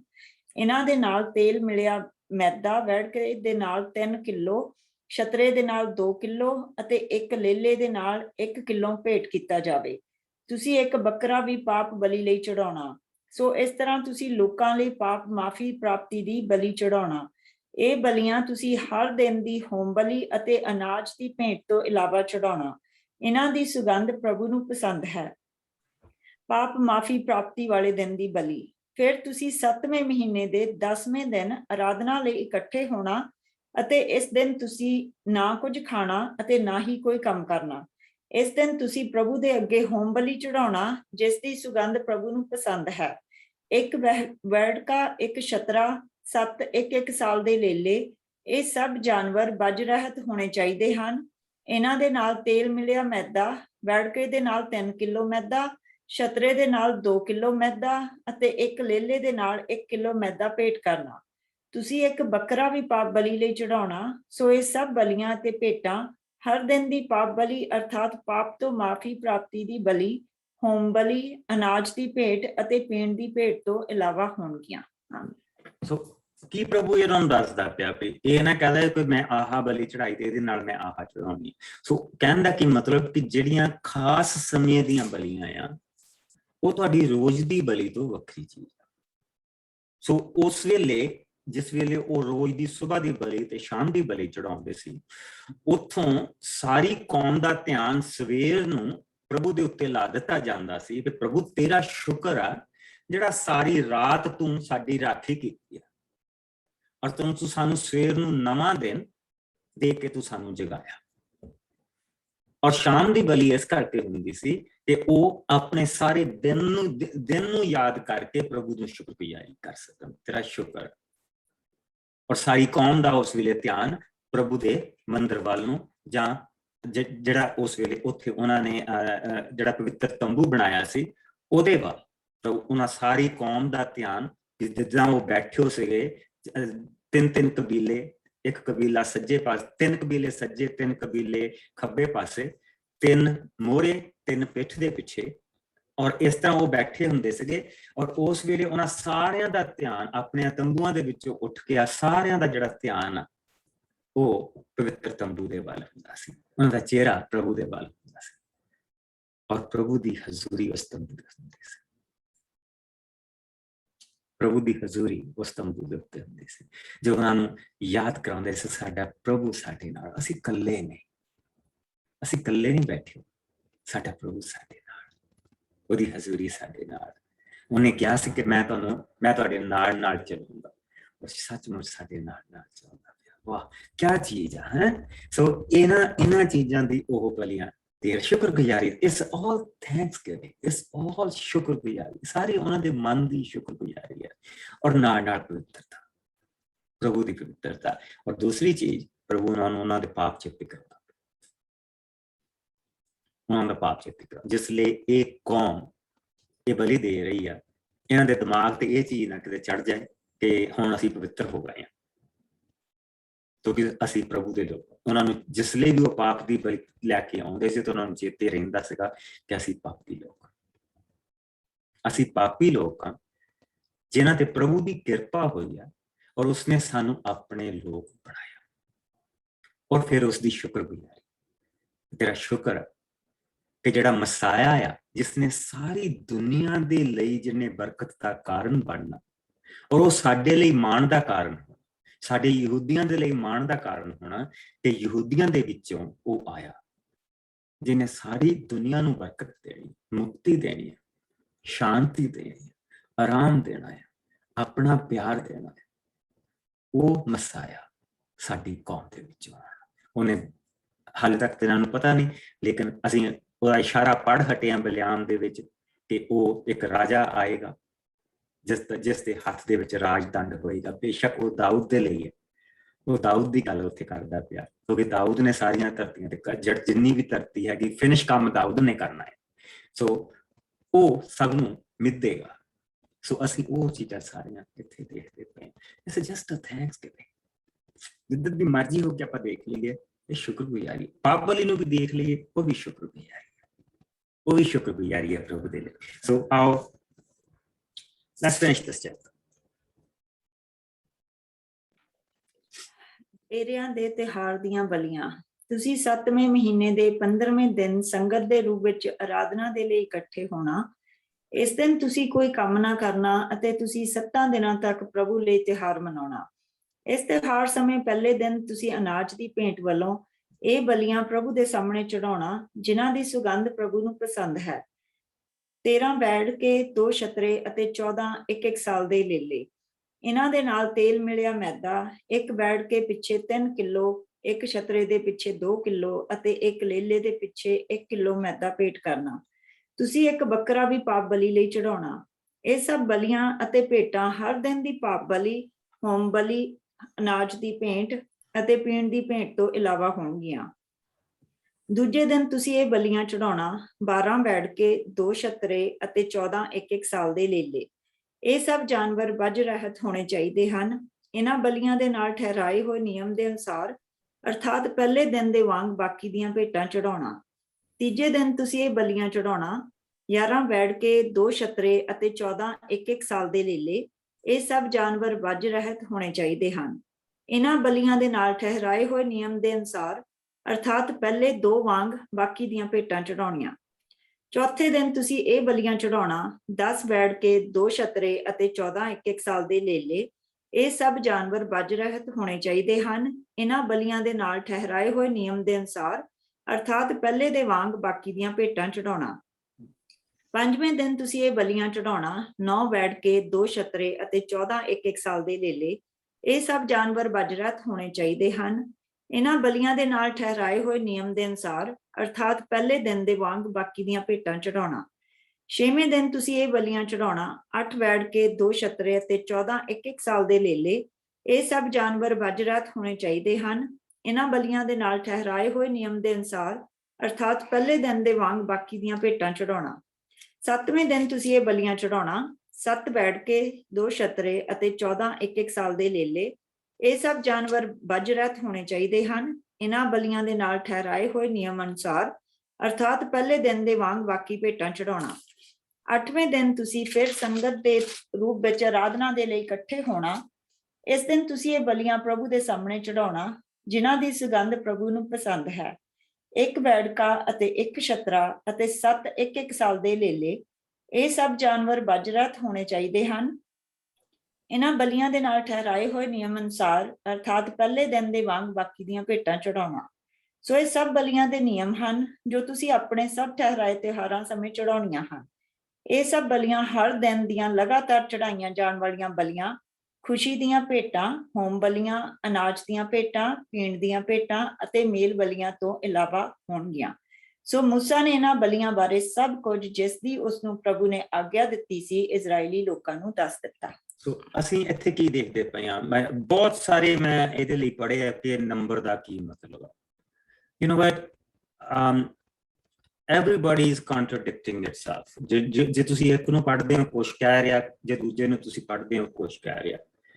ਜਿਹੜੀ ਸਿੰਪਲ ਚੀਜ਼ ਆ ਉਹ ਇਹ ਆ, ਜਿਹੜੀ ਬਹੁਤ ਸਿੰਪਲ ਚੀਜ਼ ਜਿਹੜੀ ਇਹਦੇ ਵਿੱਚ ਮੈਂ ਇਹ ਦੇਖੀ ਆ ਕਿ ਇਹ ਜਿਹੜਾ ਤਿਉਹਾਰ ਉਹ ਮਨਾਉਂਦੇ ਪਏ ਆ, ਇਹ ਯਾਦਗਾਰੀ ਸੀ ਕਿ 40 ਸਾਲ ਅਸੀਂ ਜਿਹੜਾ ਤੰਬੂਆਂ ਦੇ ਵਿੱਚ ਰਹੇ, ਔਰ ਤੰਬੂਆਂ ਤੋਂ ਬਾਅਦ ਹੁਣ ਪ੍ਰਭੂ ਨੇ ਉਹਨਾਂ ਨੂੰ ਪੱਕੇ ਘਰ ਦੇਣੇ, ਪੱਕੇ ਘਰ ਹੁਣ ਮਿਲਣੇ ਉਹਨਾਂ ਨੂੰ। ਅਸੀਂ 40 ਸਾਲ ਤੰਬੂਆਂ ਦੇ ਵਿੱਚ ਰਹੇ ਹਾਂ, ਔਰ 40 ਸਾਲ ਸਾਡੇ ਪ੍ਰਭੂ ਨੇ ਸਾਨੂੰ ਸੰਭਾਲਿਆ। ਇਹ ਉਸਦੀ ਇੱਕ ਯਾਦਗਾਰੀ। ਔਰ ਇਹ ਜਿਹੜਾ ਤਿਉਹਾਰ ਆ, ਇਹ ਬੇਸਿਕਲੀ ਇਹਨਾਂ ਦਾ 7 ਦਿਨ ਦਾ ਤਿਉਹਾਰ ਇਹ ਬਣਦਾ। 7 ਦਿਨ ਇਹ ਖੁਸ਼ੀ ਮਨਾਈ ਜਾਂਦੀ ਹੈ, ਔਰ 7 ਦਿਨ ਉਹਨਾਂ ਦੇ ਜਿਹੜੇ ਇਹਨਾਂ 7 ਦਿਨਾਂ ਦੇ ਵਿੱਚ ਉਹਨਾਂ ਨੂੰ ਪ੍ਰਭੂ ਨੇ ਇੱਕ ਨੰਬਰ ਦਿੱਤਾ ਆ ਕਿ ਤੁਸੀਂ ਇੰਨੇ ਬੈਠ ਕੇ ਚੜਾਉਣੇ ਆ ਤੇ ਇੰਨੇ ਛਤਰੇ ਚੜਾਉਣੇ ਆ ਔਰ ਇੰਨੇ ਆਹ ਚੜਾਉਣੇ ਆ। It's a simple as that. ਔਰ ਉਹ ਇੱਕ ਯਾਦਗਾਰੀ ਵੀ ਹੈ ਕਿ ਤੁਸੀਂ ਜਿੱਦਾਂ ਜਿੱਦਾਂ ਥੱਲੇ ਨੂੰ ਤੁਰੇ ਜਾਂਦੇ ਆ ਇੱਕ ਨੰਬਰ ਘਟਦਾ ਜਾਂਦਾ ਪਿਆ। ਲੇਕਿਨ ਅਜੀਬ ਚੀਜ਼ ਇਹ ਹੈ ਕਿ ਅਖੀਰ ਦੇ ਵਿੱਚ ਤਾਂ ਜ਼ਿਆਦਾ ਹੋਣਾ ਚਾਹੀਦਾ ਸੀ ਨਾ, ਤੇ ਨੰਬਰ ਥੱਲਿਓ ਤਾਂ ਨੂੰ ਜਾਣਾ ਚਾਹੀਦਾ ਸੀ। ਲੇਕਿਨ ਇਸ ਨੂੰ ਇਸ ਤਰੀਕੇ ਦੇ ਨਾਲ ਵੀ ਦੇਖਿਆ ਜਾਂਦਾ ਕਿ ਪ੍ਰਭੂ ਨੇ ਜਦੋਂ ਅਬਰਾਹਮ ਨੂੰ ਮਿਲਿਆ ਸੀ ਤੇ ਉਹ ਜਾ ਰਿਹਾ ਸੀ, ਉਸਨੇ ਕਿਹਾ ਸੀ ਕਿ ਮੇਰਾ ਮਿੱਤਰ ਅਬਰਾਹਮ, ਮੈਨੂੰ ਦੱਸਾਂ ਨਾ ਕਿ ਮੈਂ ਸਦੋਮ ਤੇ ਗੋਮੋਰਾ ਨੂੰ ਕੀ ਕਰਨ ਜਾ ਰਿਹਾ। ਤੇ ਫਿਰ ਪ੍ਰਭੂ ਨੇ ਉਸਨੂੰ ਕਿਹਾ ਸੀ ਕਿ ਮੈਂ ਸਦੋਮ ਤੇ ਗੋਮੋਰਾ ਦਾ ਜਿਹੜਾ ਪਾਪ ਆ, ਜਿਹੜੀ ਉਹਦੇ ਪਾਪ ਦੀ ਦੁਰਗੰਧ ਆ ਔਰ ਉਹਦੀ ਚੀਖ ਪੁਕਾਰ ਮੇਰੇ ਸਿੰਘਾਸਨ ਤੱਕ ਪਹੁੰਚੀ ਔਰ ਹੁਣ ਮੈਂ ਉਹਨਾਂ ਨਗਰਾਂ ਨੂੰ ਖਤਮ ਕਰਨ ਜਾ ਰਿਹਾ। ਤੇ ਉਸਨੇ ਕਿਹਾ ਜੇ ਤੈਨੂੰ 50 ਮਿਲਣ ਤੂੰ ਛੱਡ ਦੇਂਗਾ ਸਾਰਿਆਂ ਨੂੰ? ਹਾਂ ਕਹਿੰਦਾ ਮੈਂ ਸਾਰਿਆਂ ਨੂੰ ਮਾਫ ਕਰ ਦੂੰ। ਜੇ ਤੈਨੂੰ 40 ਮਿਲਣ ਤੂੰ ਮਾਫ ਕਰ ਦੇਂਗਾ? ਉਸਨੇ ਕਿਹਾ ਹਾਂ ਮੈਂ ਮਾਫ ਕਰ ਦੂੰਗਾ। ਜੇ ਤੈਨੂੰ 30 ਮਿਲਣ, ਜੇ ਤੈਨੂੰ 20 ਮਿਲਣ, ਜੇ ਤੈਨੂੰ 10 ਮਿਲਣ। ਅਬਰਾਹਮ ਨੇ ਸੋਚਿਆ 10 ਤਾਂ ਹੋਣੇ, ਪਰ ਅੰਤ ਦੇ ਵਿੱਚ ਉੱਥੇ ਲੂਤ ਤੋਂ ਸਿਵਾਏ ਹੋਰ ਕੋਈ ਹੈ ਨਹੀਂ ਸੀ। ਔਰ ਲੂਤ ਦੇ ਅੰਦਰ ਵੀ ਈਵਨ ਦੋ ਕਿ ਉਹਦੇ ਅੰਦਰ ਬਹੁਤ ਗਰੀਡ ਸੀ, ਸਭ ਕੁਝ ਸੀ, ਪਰ ਫਿਰ ਵੀ ਉਸਨੇ ਆਪਣੇ ਆਪ ਨੂੰ ਔਰ ਆਪਣੇ ਪਰਿਵਾਰ ਨੂੰ ਬੁੱਤ ਪ੍ਰਸਤੀ ਤੋਂ ਬਚਾ ਕੇ ਰੱਖਿਆ ਸੀ। ਐਟਲੀਸਟ ਉਸਨੇ ਆਪਣੇ ਆਪ ਨੂੰ ਬੁੱਤ ਪ੍ਰਸਤੀ ਤੋਂ ਬਚਾ ਕੇ ਰੱਖਿਆ ਸੀ। ਔਰ ਪ੍ਰਭੂ ਨੇ ਅਬਰਾਹਮ ਦੀ ਖਾਤਰ ਲੂਤ ਨੂੰ ਬਚਾਇਆ ਸੀ। So that make a little bit sense, but still it does not make a sense. ਸਿਰਫ ਮੈਂ ਤੇ ਇੱਕੋ ਚੀਜ਼ ਕਹੂੰਗਾ ਕਿ ਪ੍ਰਭੂ ਨੇ ਉਹਨਾਂ ਨੂੰ ਇੱਕ ਆਗਿਆ ਦਿੱਤੀ ਆ, ਉਹਨਾਂ ਨੂੰ ਇੱਕ ਨੰਬਰ ਦਿੱਤਾ ਆ ਔਰ ਉਸਨੇ ਕਿਹਾ ਤੁਸੀਂ ਇਸ ਨੰਬਰ ਨੂੰ ਫੋਲੋ ਕਰਨਾ। ਬਾਕੀ ਇਹਨਾਂ ਨੰਬਰਾਂ ਦੇ ਵਿੱਚੋਂ ਮੈਂ ਕਦੀ ਨਹੀਂ ਕੋਈ ਬਹੁਤੀਆਂ ਚੀਜ਼ਾਂ ਕੱਢਣ ਦੀ ਕੋਸ਼ਿਸ਼ ਕੀਤੀ, ਕਿਉਂਕਿ ਇਹ ਫਿਰ ਉਹ ਨਿਊਮਰੋਲੋਜੀ ਬਣ ਜਾਂਦੀ ਹੈ। ਅਸੀਂ ਫਿਰ ਉਹਦੇ ਵਿੱਚ ਫਸ ਕੇ ਰਹਿ ਜਾਂਦੇ ਹਾਂ ਕਿ ਇਹਦਾ ਮਤਲਬ ਆ, ਇੰਨੇ ਨੰਬਰ ਦਾ ਮਤਲਬ ਆ, ਉਹਨੇ ਨੰਬਰ ਦਾ ਮਤਲਬ ਆ। I just stick with the word of God. ਮੈਂ ਸਿਰਫ ਪ੍ਰਭੂ ਦੇ ਸ਼ਬਦਾਂ ਦੇ ਵਿੱਚ ਆਪਣਾ ਧਿਆਨ ਲਾ ਕੇ ਰੱਖਦਾ, ਉਸ ਦੇ ਨਾਲ ਸਾਨੂੰ ਫਿਰ ਬਰਕਤ ਮਿਲਦੀ ਹੈ। ਅਸੀਂ ਫਿਰ ਨੰਬਰਾਂ 'ਚ ਨਹੀਂ ਫਸਦੇ, ਅਸੀਂ ਫਿਰ ਜੋਤਸ਼ੀਆਂ ਨੂੰ ਨੰਬਰਾਂ 'ਚ ਨਹੀਂ ਪੈ ਜਾਂਦੇ। ਪਰ ਜਿਹੜੀ ਇਸ ਦੇ ਵਿੱਚ ਦੇਖਣ ਵਾਲੀ ਚੀਜ਼ ਇਹ ਹੈ ਕਿ ਪ੍ਰਭੂ ਨੇ ਉਹਨਾਂ ਨੂੰ ਇੱਕ ਹੁਕਮ ਦਿੱਤਾ ਹੈ ਕਿ ਤੁਸੀਂ ਇਸ ਹੁਕਮ ਦੀ ਤਾਮੀਰ ਕਰਨੀ, ਤੁਸੀਂ ਇਸ ਹੁਕਮ ਨੂੰ ਮੰਨਣਾ, ਇਸ ਤਰੀਕੇ ਦੇ ਨਾਲ ਮੰਨਣਾ, ਤਾਂ ਕਿ ਤੁਹਾਨੂੰ ਇਹ ਚੇਤੇ ਰਹੇ ਕਿ ਜਦ ਤੁਸੀਂ ਉਜਾੜ ਦੇ ਵਿੱਚ ਸੀ ਔਰ ਮੈਂ ਤੁਹਾਨੂੰ ਉਹਨਾਂ ਸਾਰੇ ਸਮੇਂ ਦੇ ਵਿੱਚ ਮੈਂ ਤੁਹਾਡੀ ਸੰਭਾਲ ਕੀਤੀ, ਤੁਹਾਡੀ ਬਰਕਤ ਮੈਂ ਸੀ ਔਰ ਮੈਂ ਤੁਹਾਡੇ ਨਾਲ ਚੱਲਿਆ ਔਰ ਇਸ ਕਰਕੇ ਤੁਸੀਂ ਬਰਕਤ ਪ੍ਰਾਪਤ ਕੀਤੀ। ਜਿਸ ਤਰ੍ਹਾਂ ਕਿ ਹੁਣ ਅਸੀਂ ਜਿਹੜੇ ਆ, ਅਸੀਂ ਵੀ ਉਸ ਇੱਕ ਉਜਾੜ ਦੇ ਵਿੱਚ ਤੁਰੇ, ਕਿਉਂਕਿ ਸਾਡਾ ਜਿਹੜਾ ਵਾਅਦੇ ਦੀ ਧਰਤੀ ਆ ਉਹ ਇਸ ਧਰਤੀ ਤੇ ਨਹੀਂ। ਸਾਡੀ ਜਿਹੜੀ ਵਾਅਦੇ ਦੀ ਧਰਤੀ ਆ ਉਹ ਪ੍ਰਭੂ ਯਿਸੂ ਮਸੀਹ ਨੇ ਜਿਹੜੀ ਸਾਨੂੰ 14ਵੇਂ ਚੈਪਟਰ ਦੇ ਵਿੱਚ, ਯਹੂਨਾ ਦੇ 14ਵੇਂ ਚੈਪਟਰ ਦੇ ਵਿੱਚ ਜਿਹੜਾ ਸਾਡੇ ਨਾਲ ਵਾਅਦਾ ਕੀਤਾ ਉਹ ਆ। ਸੋ ਈਵਨ ਇਹ ਜਿੱਥੋਂ ਮਰਜੀ ਅਸੀਂ ਭਾਵੇਂ ਜਿੰਨੇ ਮਰਜੀ ਸੋਹਣੇ ਘਰ ਦੇ ਵਿੱਚ ਰਹਿੰਦੇ ਆ, ਸਾਰੀਆਂ ਚੀਜ਼ਾਂ ਦੇ ਵਿੱਚ ਰਹਿੰਦੇ ਆ, ਇਹ ਫਿਰ ਵੀ ਤੰਬੂ, ਇਹ ਉਸ ਦੇ ਮੁਕਾਬਲੇ ਤੇ ਤੰਬੂ। ਔਰ ਅਸੀਂ ਇਹ ਜਿਹੜੇ ਤਿਉਹਾਰ ਆ, ਇਹ ਅਸੀਂ ਜਿਹੜੇ ਸਾਡੇ ਵਿੱਚ ਆ, ਉਹ ਸਾਡੀ ਸ਼ੁਕਰਗੁਜ਼ਾਰੀ, ਸਾਡੀ ਰੋਜ਼ ਦੀ ਜਿਹੜੀ ਸ਼ੁਕਰਗੁਜ਼ਾਰੀ ਆ, ਉਸ ਦੇ ਨਾਲ ਅਸੀਂ ਇਹ ਤਿਉਹਾਰ ਮਨਾਉਂਦੇ ਆ। ਸੋ ਇਹ ਜਿਹੜਾ ਡੇਰਿਆਂ ਦਾ ਤਿਉਹਾਰ ਹੁੰਦਾ ਸੀ, ਇਹਦੇ ਵਿੱਚ ਉਹ ਪ੍ਰਭੂ ਦਾ ਸ਼ੁਕਰ ਕਰਦੇ ਸੀ। ਇਸ ਦਾ 7ਵੇਂ ਯਹੂਨਾ ਦੇ 7ਵੇਂ ਭਾਵ ਦੇ ਵਿੱਚ ਅਸੀਂ ਦੇਖ ਚੁੱਕੇ ਹਾਂ ਆਲਰੇਡੀ। ਯਹੂਨਾ ਦੇ 7ਵੇਂ ਭਾਵ ਦੇ ਵਿੱਚ ਇਸ ਦਾ ਆਉਂਦਾ ਆ ਕਿ ਡੇਰਿਆਂ ਦੇ ਤਿਉਹਾਰ ਤੇ ਪ੍ਰਭੂ ਯਿਸੂ ਮਸੀਹ ਗਏ ਸੀ ਤਾਂ ਉਹਨਾਂ ਨੇ ਕਿਹਾ ਸੀ ਜੋ ਕੋਈ ਤਿਹਾਇਆ ਮੇਰੇ ਕੋਲ ਆਏ ਮੈਂ ਉਸਨੂੰ ਉਹ ਜਲ ਦਊਂਗਾ, ਜਿਹੜਾ ਜੀਵਨ ਦਾ ਜਲ ਦਊਂ, ਜਿਹੜਾ ਉਸਦੇ ਅੰਦਰੋਂ ਜਿਹੜਾ ਅੰਮ੍ਰਿਤ ਦੀਆਂ ਧਾਰਾਂ ਬਣ ਜਾਏਗਾ। ਉਹ ਤਿਉਹਾਰ ਇਹ ਮਨਾ ਰਹੇ ਆ। ਔਰ 7ਵੇਂ ਦਿਨ ਪ੍ਰਭੂ ਨੇ ਉਹਨਾਂ ਨੂੰ ਕਿਹਾ ਕਿ ਤੁਸੀਂ ਇੱਕ ਵੈੜਕਾ, ਇੱਕ ਛਤਰਾ ਔਰ 7 ਇੱਕ ਸਾਲ ਦੇ ਲੇਲੇ ਉਸ ਦਿਨ ਚੜਾਉਣਾ ਔਰ ਇਹ ਤੁਹਾਡੀ ਬਲੀ ਹੋਏਗੀ। ਇਹਨਾਂ ਦਿਨਾਂ ਦੇ ਲਈ ਉਹਨਾਂ 40 ਸਾਲਾਂ ਨੂੰ ਚੇਤੇ ਕਰਦਿਆਂ ਹੋਇਆਂ ਕਿ ਸਾਡੇ ਪ੍ਰਭੂ ਨੇ ਸਾਡਿਆਂ ਬਜ਼ੁਰਗਾਂ ਨੂੰ 40 ਸਾਲ ਤੱਕ, ਅਸੀਂ ਤਾਂ ਜਿਉਂਦੇ ਹਾਂ ਕਿ ਸਾਡੇ ਬਜ਼ੁਰਗਾਂ ਨੂੰ 40 ਸਾਲ ਤੱਕ ਉਸਨੇ ਉਸ ਉਜਾੜ ਦੇ ਵਿੱਚ ਸਭ ਕੁਝ ਦਿੱਤਾ ਸੀ, ਜਿਸ ਦੇ ਨਾਲ ਅਸੀਂ ਸਾਡੀ ਕੌਮ ਅੱਜ ਜਿਉਂਦੀ ਆ ਔਰ ਵਸਦੀ ਪਈ ਆ। ਸੋ it's a thanksgiving, ਸ਼ੁਕਰਗੁਜ਼ਾਰੀ ਜਿਹੜੀ ਆ ਉਹ ਮੇਨ ਚੀਜ਼ ਆ। ਜਿੱਧਰ ਦੀ ਮਰਜ਼ੀ ਤੁਸੀਂ ਇਹਨਾਂ ਬਲੀਆਂ ਨੂੰ ਦੇਖ ਲਓ, ਇਹ ਸਾਰੀਆਂ ਬਲੀਆਂ ਕੋਈ ਉਹਨਾਂ ਦੇ ਉੱਤੇ ਪੈਨਲਟੀ ਨਹੀਂ ਲੱਗੀ, ਕਿਉਂਕਿ ਪ੍ਰਭੂ ਨੇ ਕਿਹਾ ਸੀ, ਈਵਨ ਦਾਊਦ ਨੇ ਕਹਿਤਾ ਸੀ ਕਿ ਜੇ ਤੂੰ ਬਲਦਾਂ ਤੇ ਛਤਰਿਆਂ ਦੀਆਂ ਬਲੀਆਂ ਤੋਂ ਖੁਸ਼ ਹੁੰਦਾ ਤੇ ਮੈਂ ਤਾਂ ਲਾਈਨਾਂ ਲਾ ਦੇਣੀਆਂ ਸੀ। ਔਰ ਦਾਊਦ ਨੇ ਉੱਥੇ ਇੱਕ ਬੜੀ ਪਿਆਰੀ ਚੀਜ਼ ਕਹੀ, ਉਸਨੇ ਕਿਹਾ ਕਿ ਉਹਨਾਂ ਦੇ ਨਾਲ ਮੇਰਾ ਪਾਪ ਨਹੀਂ ਮਾਫ ਹੋਣਾ। ਮੈਨੂੰ ਪਤਾ ਹੈ ਕਿਉਂਕਿ ਜਿਹੜਾ ਸੱਚੀ ਬਲੀ ਤਾਂ ਮੇਰਾ ਟੁੱਟਾ ਮਨ, ਔਰ ਜਿਹੜਾ ਟੁੱਟਾ ਮਨ ਤੇਰੇ ਕੋਲ ਲੈ ਕੇ ਆਉਂਦਾ, ਉਸ ਬਲੀ ਨੂੰ ਤੂੰ ਸਵੀਕਾਰ ਕਰਦਾ। ਸੋ ਅੱਜ ਦੀ ਜਿਹੜੀ ਬਲੀ ਅਸੀਂ ਪ੍ਰਭੂ ਨੂੰ ਦਿੰਦੇ ਹਾਂ, ਸਾਡਾ ਟੁੱਟਾ ਮਨ, ਉਹ ਸਾਡਾ ਪਾਪ ਨੂੰ ਲਪੇਟਣਾ, ਛੁਪਾਉਣਾ, ਮੰਜੇ ਦੇ ਥੱਲੇ ਦੇ ਦੇਣਾ, ਉਹਦੇ ਨਾਲ ਨਹੀਂ, ਬਲਕਿ ਉਹਦਾ ਖਲਾਰਾ ਪ੍ਰਭੂ ਦੇ ਸਾਹਮਣੇ ਪਾਉਣਾ ਕਿ ਆ ਦੇਖ, ਆ ਮੇਰੀ ਹਾਲਤ, and then he does something. ਉਸ ਚੀਜ਼ ਤੋਂ ਪ੍ਰਭੂ ਖੁਸ਼ ਹੁੰਦਾ ਪਿਆ, ਨਾ ਕਿ ਜਾਨਵਰਾਂ ਤੋਂ। ਇਹ ਤਾਂ ਇੱਕ ਨਿਸ਼ਾਨੀਆਂ ਆ ਆਉਣ ਵਾਲੇ ਸਮੇਂ ਦੀਆਂ, ਜਿਹੜੀਆਂ ਕਿ ਉਹ ਯਾਦ ਕਰਦੇ ਪਏ ਆ, ਜਿਹੜੀਆਂ ਕਿ ਉਹ ਨਵੇਂ ਫਲ ਦੇ ਉੱਤੇ ਯਾਦ ਕਰਦੇ ਪਏ ਆ, ਜਿਹੜਾ ਕਿ ਉਹ ਪਿੱਛੇ ਜੋ ਕੁਛ ਪ੍ਰਭੂ ਨੇ ਦਿੱਤਾ ਉਹਦੀ ਸ਼ੁਕਰਗੁਜ਼ਾਰੀ ਕਰਦੇ ਪਏ ਆ, ਅੱਜ ਜੋ ਕੁਛ ਪ੍ਰਭੂ ਨੇ ਦਿੱਤਾ ਉਹਦੀ ਸ਼ੁਕਰਗੁਜ਼ਾਰੀ ਕਰਦੇ ਪਏ ਆ, ਔਰ ਉਹ ਜਿਹੜਾ ਆਉਣ ਵੇਲੇ ਪ੍ਰਭੂ ਨੇ ਦੇਣਾ, ਜਿਹੜਾ ਅਸਲੀ ਆ, ਉਸ ਦੀ ਸ਼ੁਕਰਗੁਜ਼ਾਰੀ ਕਰਦੇ ਪਏ। So that's what is going on. ਹੁਣ ਸੁਖਣਾ, ਜੇ ਕਿਸੇ ਨੇ ਸੁਖੀ ਹੋਵੇ, ਉਹ ਸਾਰੀਆਂ ਚੀਜ਼ਾਂ ਦੀਆਂ ਜਿਹੜੀਆਂ ਬਲੀਆਂ, ਆਓ ਅਸੀਂ ਇਸ ਦੀਆਂ 16 ਆਇਤਾਂ let's see that। ਅਸ਼ਵੀ ਮੈਂ ਪੜ੍ਹ ਦਿੰਦੀ ਹਾਂ। Chapter 30, ਹਾਂਜੀ go ahead। ਸੁਖਨਾਵਾਂ ਸੰਬੰਧੀ ਨਿਯਮ। ਮੂਸਾ ਨੇ ਇਜ਼ਰਾਈਲੀ ਕਬੀਲਿਆਂ ਦੇ ਮੁਖੀਆਂ ਨੂੰ ਕਿਹਾ, ਪ੍ਰਭੂ ਨੇ ਇਹ ਆਗਿਆ ਦਿੱਤੀ ਹੈ, ਜਦੋਂ ਕੋਈ ਮਨੁੱਖ ਪ੍ਰਭੂ ਦੇ ਸਾਹਮਣੇ ਕੋਈ ਸੁਖਣਾ ਸੁੱਕੇ ਜਾਂ ਕੋਈ ਪ੍ਰਤਿੱਗਿਆ ਕਰੇ ਤਾਂ ਉਹ ਉਸ ਨੂੰ ਠੀਕ ਆਪਣੇ ਕਹੇ ਅਨੁਸਾਰ ਪੂਰਾ ਵੀ ਕਰੇ। ਜੇਕਰ ਤੁਹਾਡੀ ਕੋਈ ਅਣਵਿਆਹੀ ਜਵਾਨ ਧੀ ਆਪਣੇ ਪਿਤਾ ਦੇ ਘਰ ਰਹਿ ਰਹੀ ਹੋਵੇ ਅਤੇ ਪ੍ਰਭੂ ਦੇ ਅੱਗੇ ਕੋਈ ਸੁਖਣਾ ਸੁੱਖੇ ਜਾਂ ਪ੍ਰਤਿੱਗਿਆ ਕਰੇ, ਜਿਸ ਦੇ ਬਾਰੇ ਉਸ ਦੇ ਪਿਤਾ ਨੂੰ ਪਤਾ ਲੱਗੇ ਪਰ ਉਹ ਕੁਝ ਨਾ ਬੋਲੇ, ਤਾਂ ਉਹ ਉਸ ਨੂੰ ਆਪਣੇ ਕਹੇ ਅਨੁਸਾਰ ਪੂਰਾ ਕਰੇ। ਪਰ ਜੇਕਰ ਉਸ ਦਾ ਪਿਤਾ ਉਸ ਨੂੰ ਮਨਾ ਕਰੇ ਤਾਂ ਉਸ ਲਈ ਜ਼ਰੂਰੀ ਨਹੀਂ ਹੈ ਕਿ ਉਹ ਆਪਣੀ ਸੁਖਣਾ ਜਾਂ ਪ੍ਰਤਿੱਗਿਆ ਪੂਰਾ ਕਰੇ। ਉਸ ਨੂੰ ਪ੍ਰਭੂ ਮਾਫ ਕਰ ਦੇਵੇਗਾ, ਕਿਉਂਕਿ ਉਸ ਦੇ ਪਿਤਾ ਨੇ ਉਸ ਨੂੰ ਆਗਿਆ ਨਹੀਂ ਦਿੱਤੀ ਹੈ। ਜੇਕਰ ਤੁਹਾਡੀ ਕੋਈ ਜਵਾਨ ਧੀ ਆਪਣੇ ਵਿਆਹ ਤੋਂ ਕੁਝ ਚਿਰ ਪਹਿਲੇ ਅਣਜਾਣੇ ਹੀ ਪ੍ਰਭੂ ਦੇ ਸਾਹਮਣੇ ਕੋਈ ਸੁਖਣਾ ਸੁੱਕੇ ਜਾਂ ਕੋਈ ਪ੍ਰਤਿੱਗਿਆ ਕਰੇ, ਪਰ ਪਿੱਛੋਂ ਵਿਆਹ ਹੋ ਜਾਣ ਤੇ ਉਸ ਦਾ ਪਤੀ ਉਸ ਦੀ ਸੁਖਣਾ ਜਾਂ ਪ੍ਰਤਿੱਗਿਆ ਦਾ ਪਤਾ ਲੱਗਣ ਤੇ ਉਸ ਨੂੰ ਕੁਝ ਨਾ ਕਹੇ, ਤਾਂ ਉਹ ਉਸ ਨੂੰ ਆਪਣੇ ਕਹੇ ਅਨੁਸਾਰ ਪੂਰਾ ਕਰੇ। ਪਰ ਜੇਕਰ ਉਸ ਦਾ ਪਤੀ ਉਸ ਨੂੰ ਮਨਾ ਕਰੇ ਤਾਂ ਉਸ ਲਈ ਉਹ ਜ਼ਰੂਰੀ ਨਹੀਂ ਹੈ ਕਿ ਉਹ ਆਪਣੀ ਸੁਖਣਾ ਜਾਂ ਪ੍ਰਤਿੱਗਿਆ ਨੂੰ ਪੂਰਾ ਕਰ ਦੇਵੇ।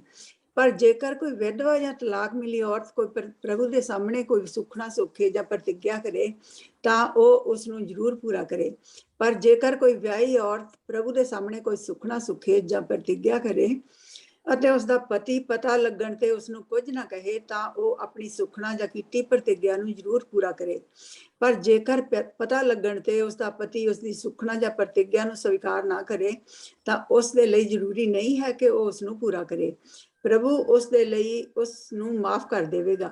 ਉਸ ਦੇ ਪਤੀ ਨੂੰ ਉਹ ਉਸ ਦੀ ਕਿਸੇ ਵੀ ਸੁਖਣਾ ਜਾਂ ਪ੍ਰਤਿੱਗਿਆ ਨੂੰ ਸਵੀਕਾਰ ਕਰਨ ਜਾਂ ਅਸਵੀਕਾਰ ਕਰਨ ਦਾ ਪੂਰਾ ਅਧਿਕਾਰ ਹੈ। ਇਸ ਲਈ ਜੇਕਰ ਪਤਾ ਲੱਗਣ ਤੇ ਉਸ ਨੂੰ ਕੁਝ ਨਹੀਂ ਕਹਿੰਦਾ ਤਾਂ ਸਮਝੋ ਉਸਨੇ ਉਸ ਦੀ ਸੁਖਣਾ ਜਾਂ ਪ੍ਰਤਿੱਗਿਆ ਨੂੰ ਸਵੀਕਾਰ ਕਰ ਲਿਆ ਹੈ। ਪਰ ਜੇਕਰ ਉਹ ਉਸ ਦੀ ਸੁਖਣਾ ਜਾਂ ਪ੍ਰਤਿੱਗਿਆ ਨੂੰ ਅਸਵੀਕਾਰ ਕਰਦਾ ਹੈ ਤਾਂ ਉਸ ਦੇ ਲਈ ਜ਼ਰੂਰੀ ਹੈ ਕਿ ਉਸ ਦੇ ਨਤੀਜੇ ਵੀ ਭੁਗਤੇ। ਸੋ ਕਿਸੇ ਵੀ ਅਣਵਿਆਹੀ ਔਰਤ ਜੋ ਆਪਣੇ ਪਿਤਾ ਦੇ ਘਰ ਰਹਿੰਦੀ ਹੈ ਜਾਂ ਵਿਆਹੀ ਔਰਤ ਜੋ ਆਪਣੇ ਪਤੀ ਦੇ ਨਾਲ ਰਹਿੰਦੀ ਹੈ ਦੀ ਸੁਖਣਾ ਜਾਂ ਪ੍ਰਤਿੱਗਿਆ ਸੰਬੰਧੀ ਇਹ ਵਿਧੀਆਂ ਹਨ। ਕਾਹਦੇ ਲਈ ਇੰਨਾ ਕੁਛ ਪ੍ਰਭੂ ਨੇ ਇਹ ਚੀਜ਼ਾਂ ਕਹੀਆਂ? ਘਰ ਦੇ ਵਿੱਚ ਸ਼ਾਂਤੀ ਦੇ, ਤਾਂ ਕਿ ਘਰ ਦੇ ਵਿੱਚ ਇੱਕ ਸ਼ਾਂਤੀ ਬਣੇ।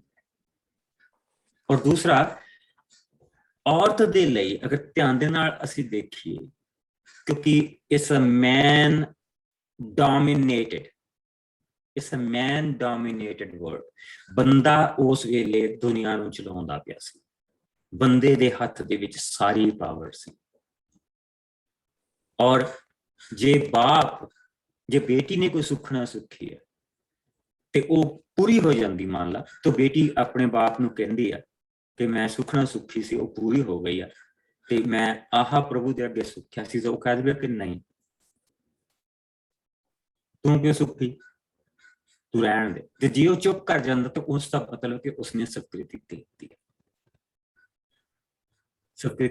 ਹੈ, ਘਰ ਦੇ ਵਿੱਚ ਸ਼ਾਂਤੀ ਹੈ। ਪਰ सिर्फ इक्को ही फर्क, अगर कोई विधवा या तलाकशुदा औरत है जिसका घर टुट चुका है और उसने कोई सुख ना सुख किया और प्रभु ने पूरी कर दी, तो वो उसनों चढ़ानी पैनी, क्योंकि कारण किया ਉਹਦੇ ਉੱਤੇ ਕੋਈ ਨਹੀਂ,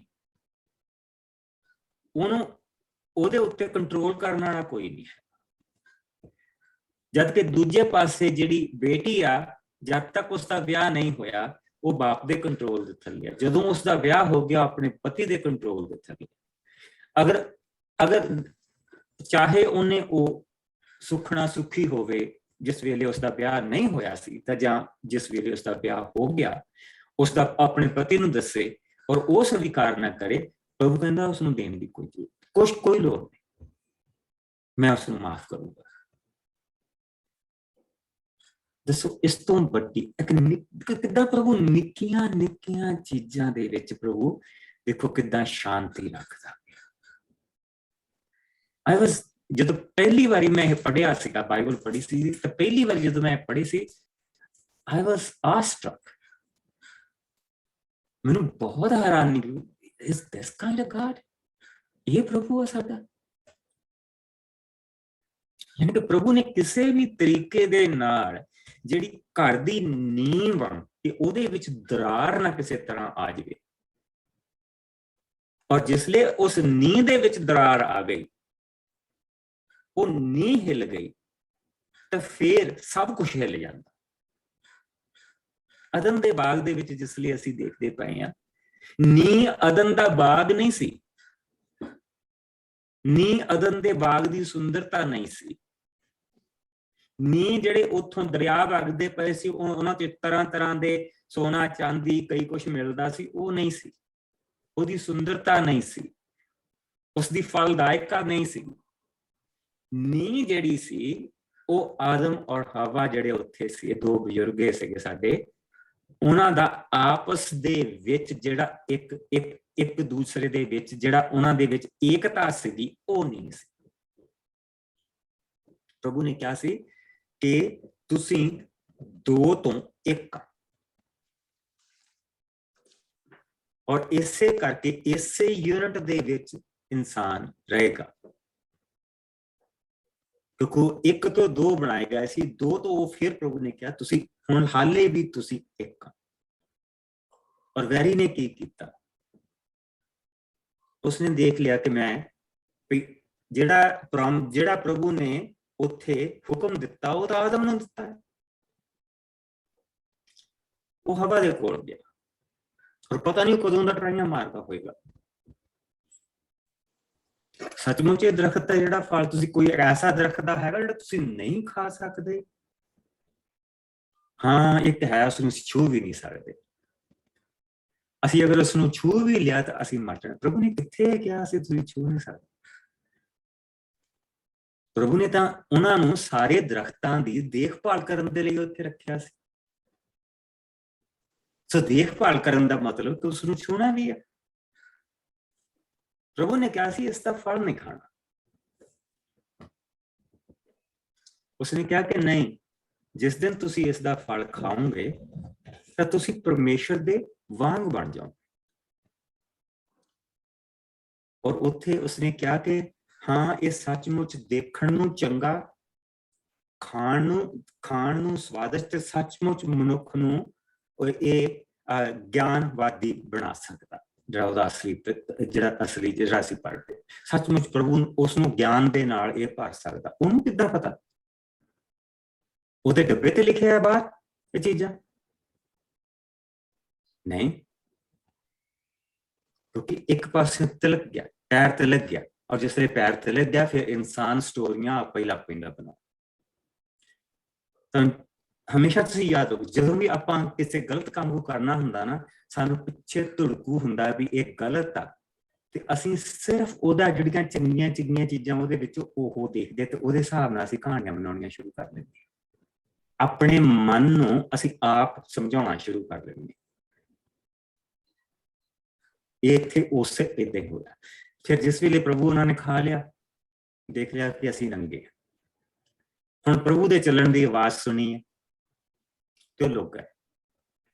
ਪ੍ਰਭੂ ਸਾਡੇ ਤੋਂ ਨਹੀਂ ਲੁਕਿਆ, ਅਸੀਂ ਪ੍ਰਭੂ ਤੋਂ ਲੁਕੇ, ਅਸੀਂ ਆਪਣੇ ਆਪ ਨੂੰ ਪ੍ਰਭੂ ਤੋਂ ਲੁਕਾ ਲਿਆ।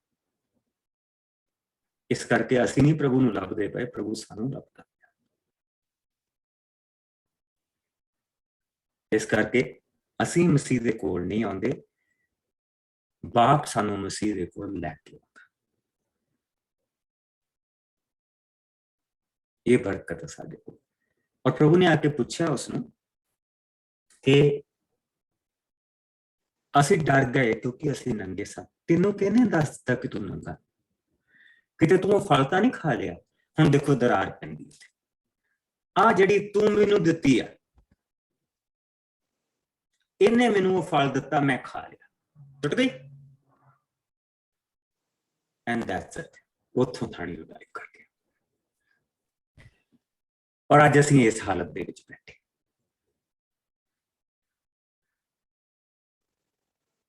ਤੇ ਪ੍ਰਭੂ ਦਾ ਸ਼ੁਕਰ, ਜਿਸਨੇ ਇਹਨਾਂ ਬਲੀਆਂ ਨੂੰ ਨਹੀਂ ਦੇਖਿਆ, ਉਸਨੂੰ ਪਤਾ ਸੀ ਇਹ ਬਲੀਆਂ ਤਾਂ ਸਿਰਫ ਪਰਛਾਵੇਂ, ਹਰ ਚੀਜ਼ ਦੇ ਵਿੱਚ ਬਲੀ, ਕਿਉਂਕਿ ਹਰ ਚੀਜ਼ ਦੇਣ ਵਾਲਾ ਬਲੀ ਆ।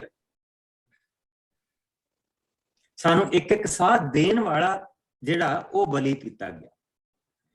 ਉਸਨੇ ਸਾਡੇ ਮੂੰਹ ਦੇ ਵਿੱਚ ਸਾਹ ਪਾਇਆ ਸੀ ਤਾਂ ਅਸੀਂ ਜਿਉਂਦੇ ਪ੍ਰਾਣੀ ਬਣੇ ਸੀ,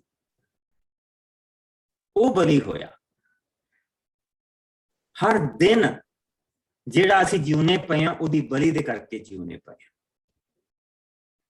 ਜਿਹੜਾ ਅਸੀਂ ਘਰ ਵੀ ਜਾਣਾ, ਉਹਦੀ ਬਲੀ ਦੇ ਕਰਕੇ ਜਾਣਾ, ਕਿਉਂਕਿ ਉਹ ਸਲੀਬ ਤੇ ਗਿਆ। ਇਸ ਕਰਕੇ ਇੰਨੀਆਂ ਬਲੀਆਂ ਅਸੀਂ ਬਾਈਬਲ ਦੇ ਵਿੱਚ ਦੇਖਦੇ ਪਏ ਹਾਂ। ਔਰ ਇਹ ਸਟਿਲ ਪਰਛਾਵੇਂ, ਇਹ ਪਰਛਾਵੇਂ। ਪਰ ਇੱਥੇ ਜਿਹੜਾ ਅਸੀਂ 30ਵਾਂ ਚੈਪਟਰ ਹੁਣ ਦੇਖ ਕੇ ਹਟੇ ਹਾਂ, ਇਸ ਦੇ ਵਿੱਚ ਜਿਹੜੀ ਇਹਦੇ ਵਿੱਚ ਸ਼ਾਂਤੀ ਛੁਪੀ ਹੋਈ ਕਿ ਦੋ ਜਣਾਂ ਦੇ ਵਿੱਚ, ਘਰ ਦੇ ਵਿੱਚ ਕਿਸੇ ਵੀ ਤਰ੍ਹਾਂ ਝਗੜ, ਜੇ ਬੰਦੇ ਨੇ ਸੁਖਣਾ ਸੁਖੀ ਆ, ਉਹ ਤਾਂ ਮੈਟਰੀਆਰਕ ਆ, ਮਾਲਕ ਆ, ਉਹ ਤਾਂ ਦੇ ਸਕਦਾ ਆਪਣੀ ਮਰਜ਼ੀ ਦੇ ਨਾਲ। ਜੇ ਕਿਸੇ ਵਿਧਵਾ ਨੇ ਦਿੱਤੀ ਆ, ਸਾਰਾ ਕੁਝ ਉਹਦੇ ਕੋਲੋਂ ਜਾ ਕੇ ਦੇ ਸਕਦੀ ਹੈ। ਜੇ ਕਿਸੇ ਤਲਾਕਸ਼ੁਦਾ ਔਰਤ ਨੇ ਸੁਖਣਾ ਸੁਖੀ ਆ, ਉਹ ਸ਼ੀ ਇਜ਼ ਫ੍ਰੀ, ਉਹਦੇ ਉੱਤੇ ਕੋਈ ਨਹੀਂ, ਉਹ ਜਾ ਕੇ ਬਲੀ ਦੇ ਸਕਦੀ ਆ। ਲੇਕਿਨ ਜਿਹੜੀ ਧੀ ਬਾਪ ਦੇ ਹੱਥ ਦੇ ਥੱਲੇ ਆ, ਜਾਂ ਜਿਹੜੀ ਪਤਨੀ ਪਤੀ ਦੇ ਹੱਥ ਦੇ ਥੱਲੇ ਆ, ਉਸ ਦੇ ਵਿੱਚ ਕਿਸੇ ਵੀ ਤਰ੍ਹਾਂ ਦੀ ਦਰਾੜ ਨਾ ਪਵੇ। ਔਰ ਖਾਸ ਕਰਕੇ ਪ੍ਰਭੂ ਕੀ ਕਹਿ ਰਿਹਾ, ਮੇਰੇ ਕਰਕੇ, ਪ੍ਰਭੂ ਦੇ ਕਰਕੇ ਦਰਾੜ।